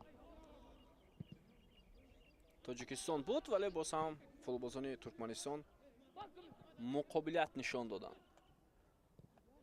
агар ҳоло мо ба ҳайати дастаи ҷавонони тоҷикистон таваҷҷӯҳ кунем ва мебинем ки аксари бозингароне ки ба ҳайати дастаи ҷавонони тоҷикистон шомил шуданд, онҳо таҷрибаи соли гузашта дар иштирок дар ҷоми ҷаҳон байни бозингарони навраси 17-соларо доштанд. яъне бояд натиҷаи хубтар ба даст оваранд. ҳоло муваффақ намешаванд бозингарони мо дар ҳимоя ва акнун ин вазъият бартараф шуд. бахусус абдусамад меликмуродов, меҳроҷиддин розиқов, баҳодур назарзода, муҳаммадҷон назриев, хоб назрулла шӯрализода, аҳмадҷон шоев, ҳайдаршоҳ худойдодов, зариф зарифзода. ҳоло бархурд бо иштироки ҳамлагари дастаи туркманистон ва муҳофизатгари мо зарба зада мешавад ва ту болотар аз дарвозаи мо аз майдон берун мегардад. ва қариб наздики 10 бозингаре ки ҳоло дар ҳайати дастаи бисолаи кишвар бозӣ доранд, таҷрибаи иштирок дар ҷоми ҷаҳонро пайдо карданд ва дар ҷоми осиё ҳам таҷрибаи зиёд доштанд. аммо чунин ба назар мерасад ки ҳоло даста чандон бозии хуб нишон надода истодааст. дақиқаи 78-уми рақобат, зиёда аз 12 дақиқаи дигар то анҷоми ин рақобат боқӣ мемонад.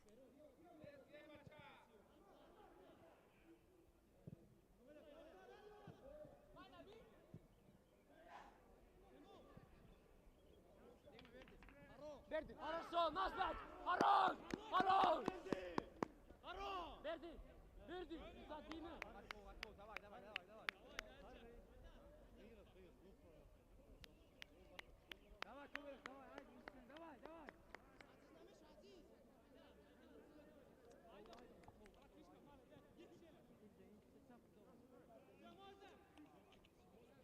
зарбаи ҷаримавӣ ба фоидаи бозингарони мо аст.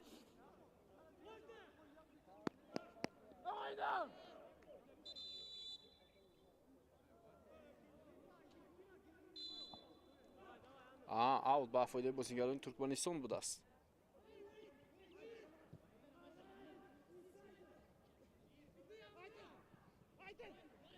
идомаи ҳамлаи дастаи туркманистон.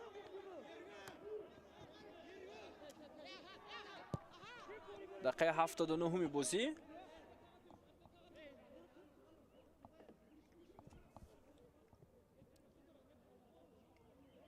корти зард ба бозингари дастаи туркманистон ана муҳаммад раҷабов нишон дода шуд. раҷепов аст аслан.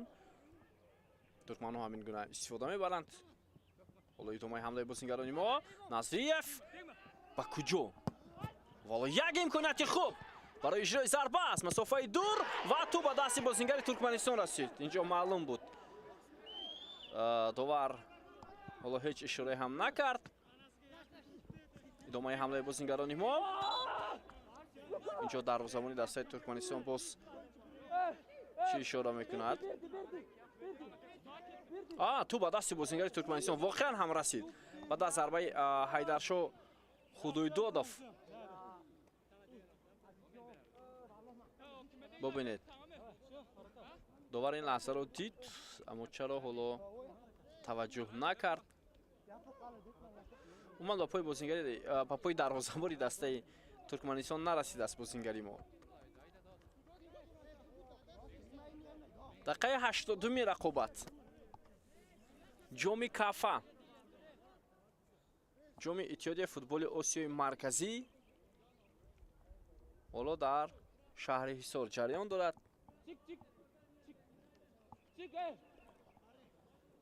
حساب 1-0 به فایده ترکمنستان است.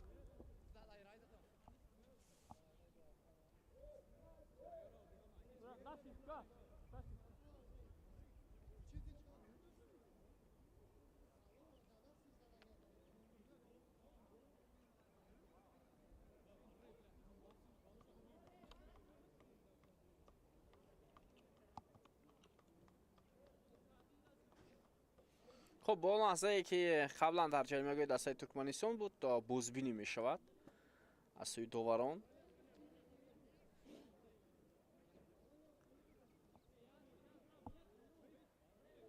ضربه‌ای که حیدرشاه خدایدودов اجرا کرد. تو با کتفی بازیگر رقم 4 است یا با دستش. حالا می‌بینیم داوران با چه خلاصه می‌آیند.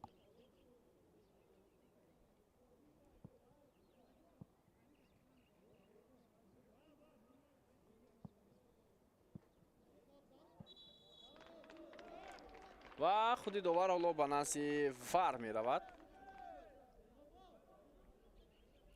این لحظه رو دیده می براید.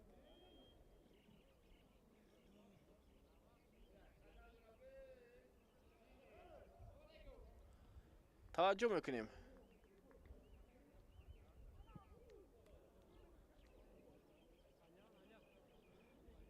داوری ازبکستانی لحظه احتمالیت ضربه 11 متره را دیده برآمده ایستاده است.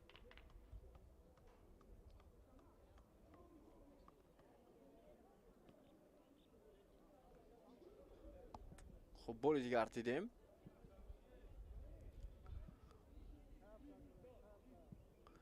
خب به هر صورت اینجا دست راستی بازیگری دسته ترکمنستان به بدن چسبیده بود و در این وضعیت حالا چی اشاره می شود؟ پنالتی در این وضعیت دست چپش پیشتر بود به نظرم. از همین خاطر حالا داور ضربه 11 متر تعیین میکنه در دقیقه 83.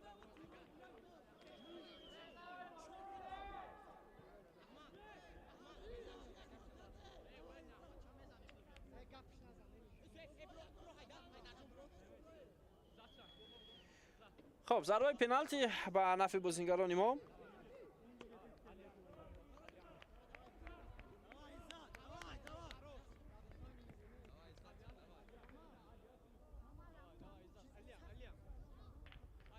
حالا بازیگر رقم 21 ابوبکر رجبالیف به میدان میاد به جای بازیگر رقم 9 عزیزبek مرادov. خب احمد جان شایف بازیگر رقم 10 دسته ما ضربه را اجرا میکند. ضربه احمد جان شایف و حساب 1-1. دقیقه 84 رقابت امکانی با بازی برگشتن وجود دارد. 1-1 است دوستان عزیز. با شرافت ضربه پنالتی بازیگران ما نتیجه را برابر میکنند.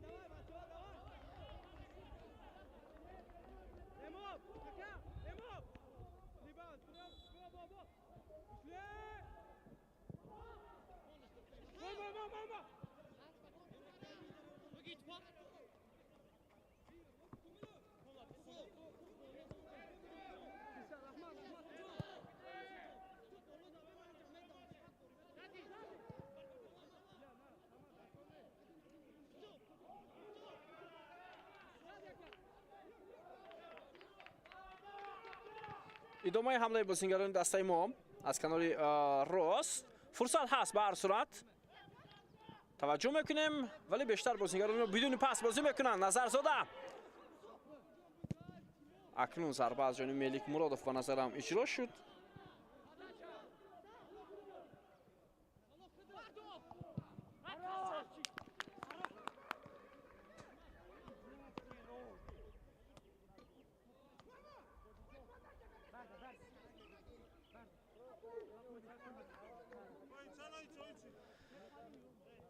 خب ضربه کنجی ششم حیدرشاه خدایدودov.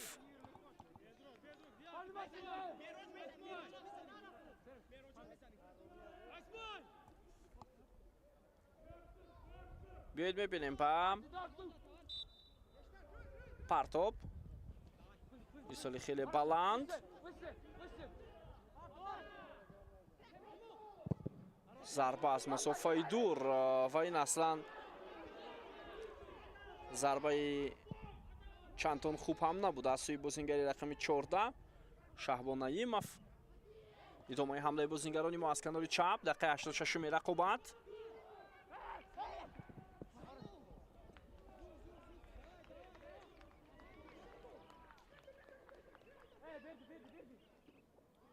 رستم خوجاєв خیلی زیاد حالا در استراپ هم هست. خدای داداف و باز بازیگران ما اشاره میکنن که تو به دست بازیگر ترکمنستان رسید.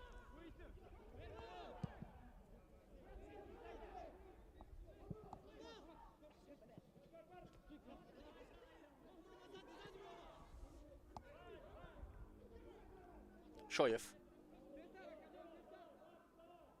ملک مرادوف امکانیتی به حمله رفتن بازیگران ما وجود دارد. پس به کنار و بازیگران ترکمنستان این وضعیت رو برطرف کردن. با سمفولبازان ما توپ رو دوباره میگیرند.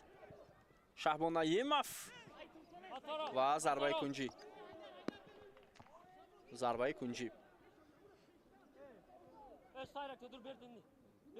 یه اون لحظه که بازیگران ما دعوا کردن که توپ به دست رسید.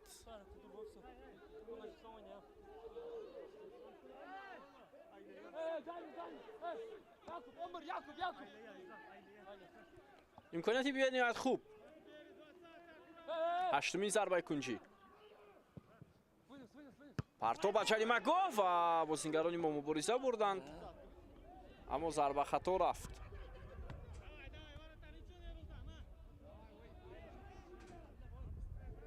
مهراج‌الدین رزیقов بود محافظتگری مرکزی دسته جوانان ما. کمتر از 3 دقیقه دیگر باقی مانده است.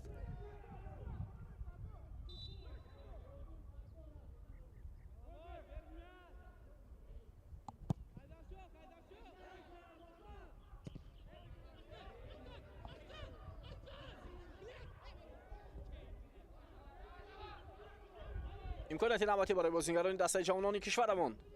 شهبان نعیمов و آنجا موسی قهارov با دستبندی کاپیتانی بازی دارد نه ملک مرادوف.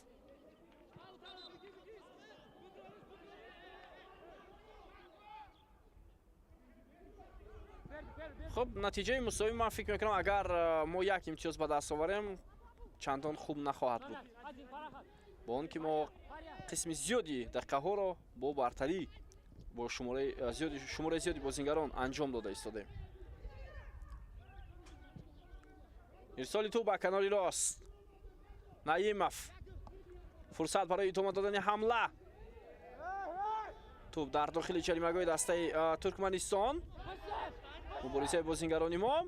حالا یک ارسال خیلی بلند.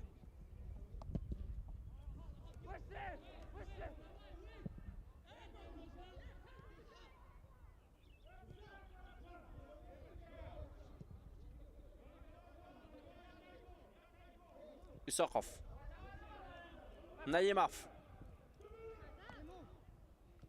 حالا پسی نادرستی بازیگر رقم 14 دسته ما.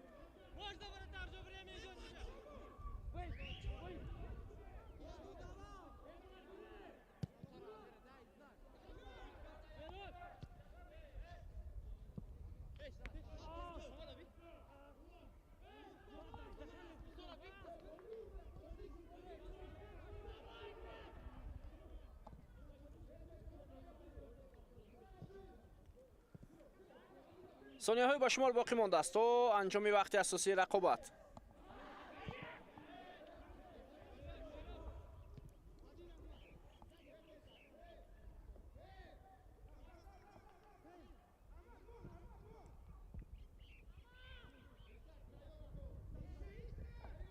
قهارov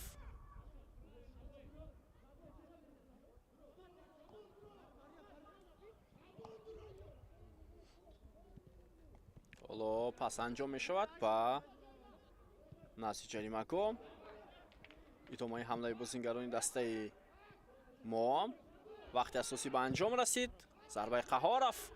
Шаҳбон Наимов имконияти зарбазанӣ барои Шаҳбон ва дарвозабони Туркманистон ин вазъиятро бартараф кард. 7 дақиқа илова шуд. ба вақти асосии рақобат фурсат ҳаст барои бозингарони мо, вале ҳоло ҳамлаи Туркманистонро мебинем ва хушбахтона ҳамлаи онҳо ҳам бенатиҷа анҷом ёфт. Шаҳбон Наимов бубинед. Зарбаро иҷро кард. дарвозабони дастаи Туркманистон ин вазъиятро бартараф намуд.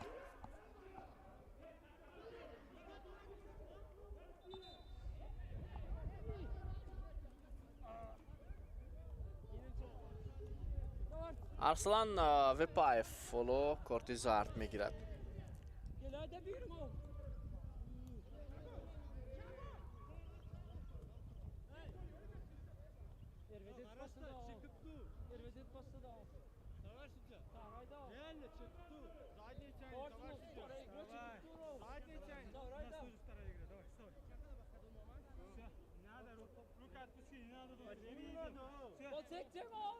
Почему не надо? Он же больной.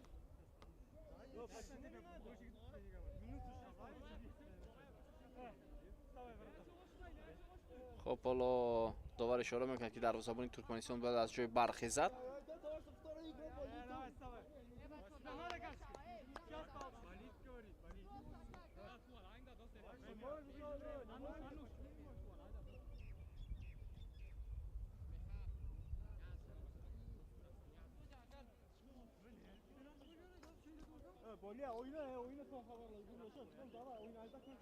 خب ضربه جریمه‌ای برای بازیگران ما از 7 دقیقه علاوه شده 2 دقیقش پشتی سر شد.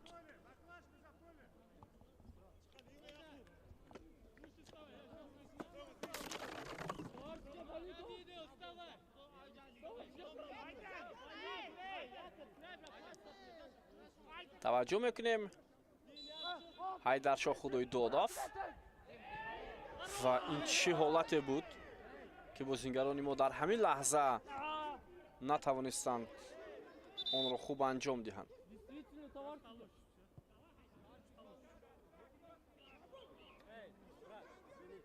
باز هم دروازه‌بان دسته ترکمنستان اینجا آسیب گرفته است شاید یا وقت رو کشال داده نیست.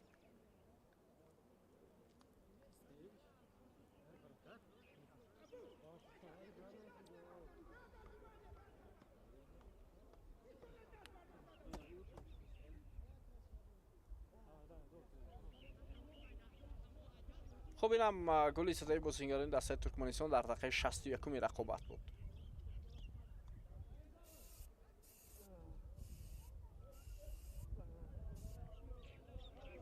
کسی در مقابل بازیگری دسته ترکمنستان در همان لحظه از محافظتگران ما مبارزه بردن نتوانست.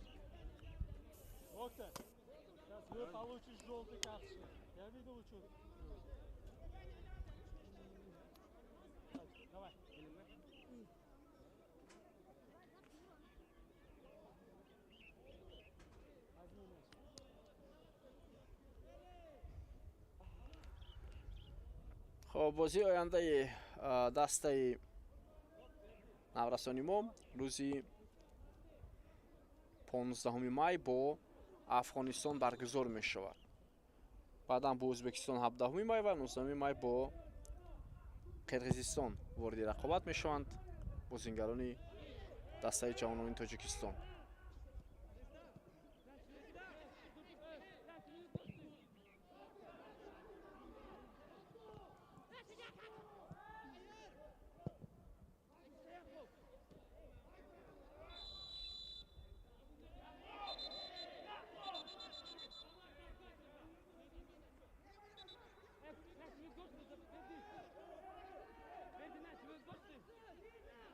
ادامه حمله بازیگران ما اوت به نفع بازیگران ما است.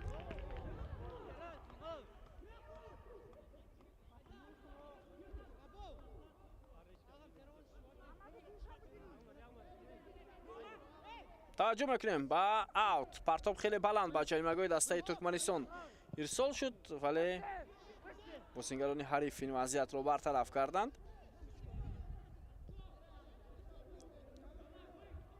مهراجدین روزیقاف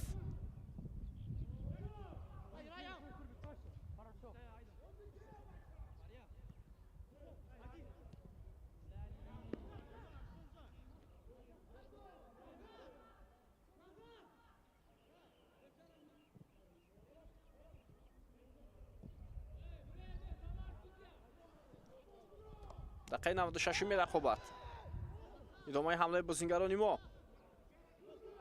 پس به کنار چپ بود. یک ارسال نوبتی دیگر و محافظتگران تیم ترکمنستان این وضعیت رو برطرف کردند. ایساقاف و ضربه کنجی.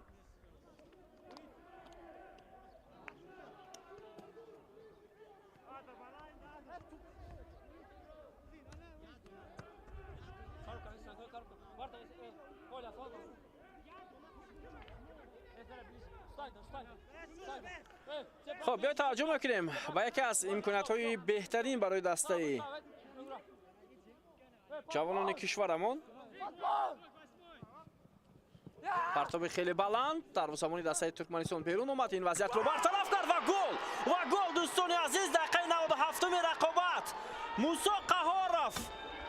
ببینید چگونه ضربه اولی میزنه در همین لحظه ها و حساب 2-1 می شود. واقعا هم یک بازی دشوار بود، ولی جوانان ما توانستند در ثانیه های آخری رقابت با شرافت همین گل پیش صف شوند و اینجا بازیگران ترکمنستان هم افسوس میخورند. تا 10 دقیقه آخر اونها برتری داشتند. موسی قهارف خیلی ضربه اولی واقعا هم از مسافه دور. بیا توجه میکنیم با همین حالت در زمان ترکمنستان این وضعیت رو برطرف کرد و ضربه موسی قهارف رو ببینید. اصلا در فوتبال این گونه گل ها را بهترین گل ها حساب میکنند. تو با کنج دروازه دسته ترکمنستان رفت و حساب 2-1 شد. و من بالاتر اشاره کردم تنها غلبه لازم است برای دسته جوانان ما در مقابل ترکمنستان. حالا به هر صورت بازی به انجام نرسیده است، ولی در 10-12 دقیقه اخیر و در 15 دقیقه اخیر بازیگران ما 2 دفعه دروازه ترکمنستان را رخنه میکنند.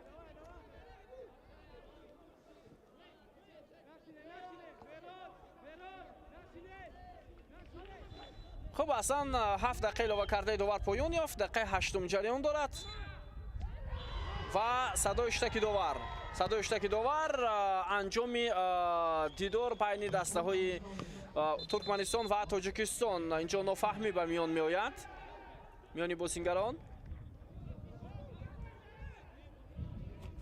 و البته بازیگران ترکمنستان هم عصبهای خود را نگاه داشته نمیتوانند. باید بازیگران را از هم دور کنند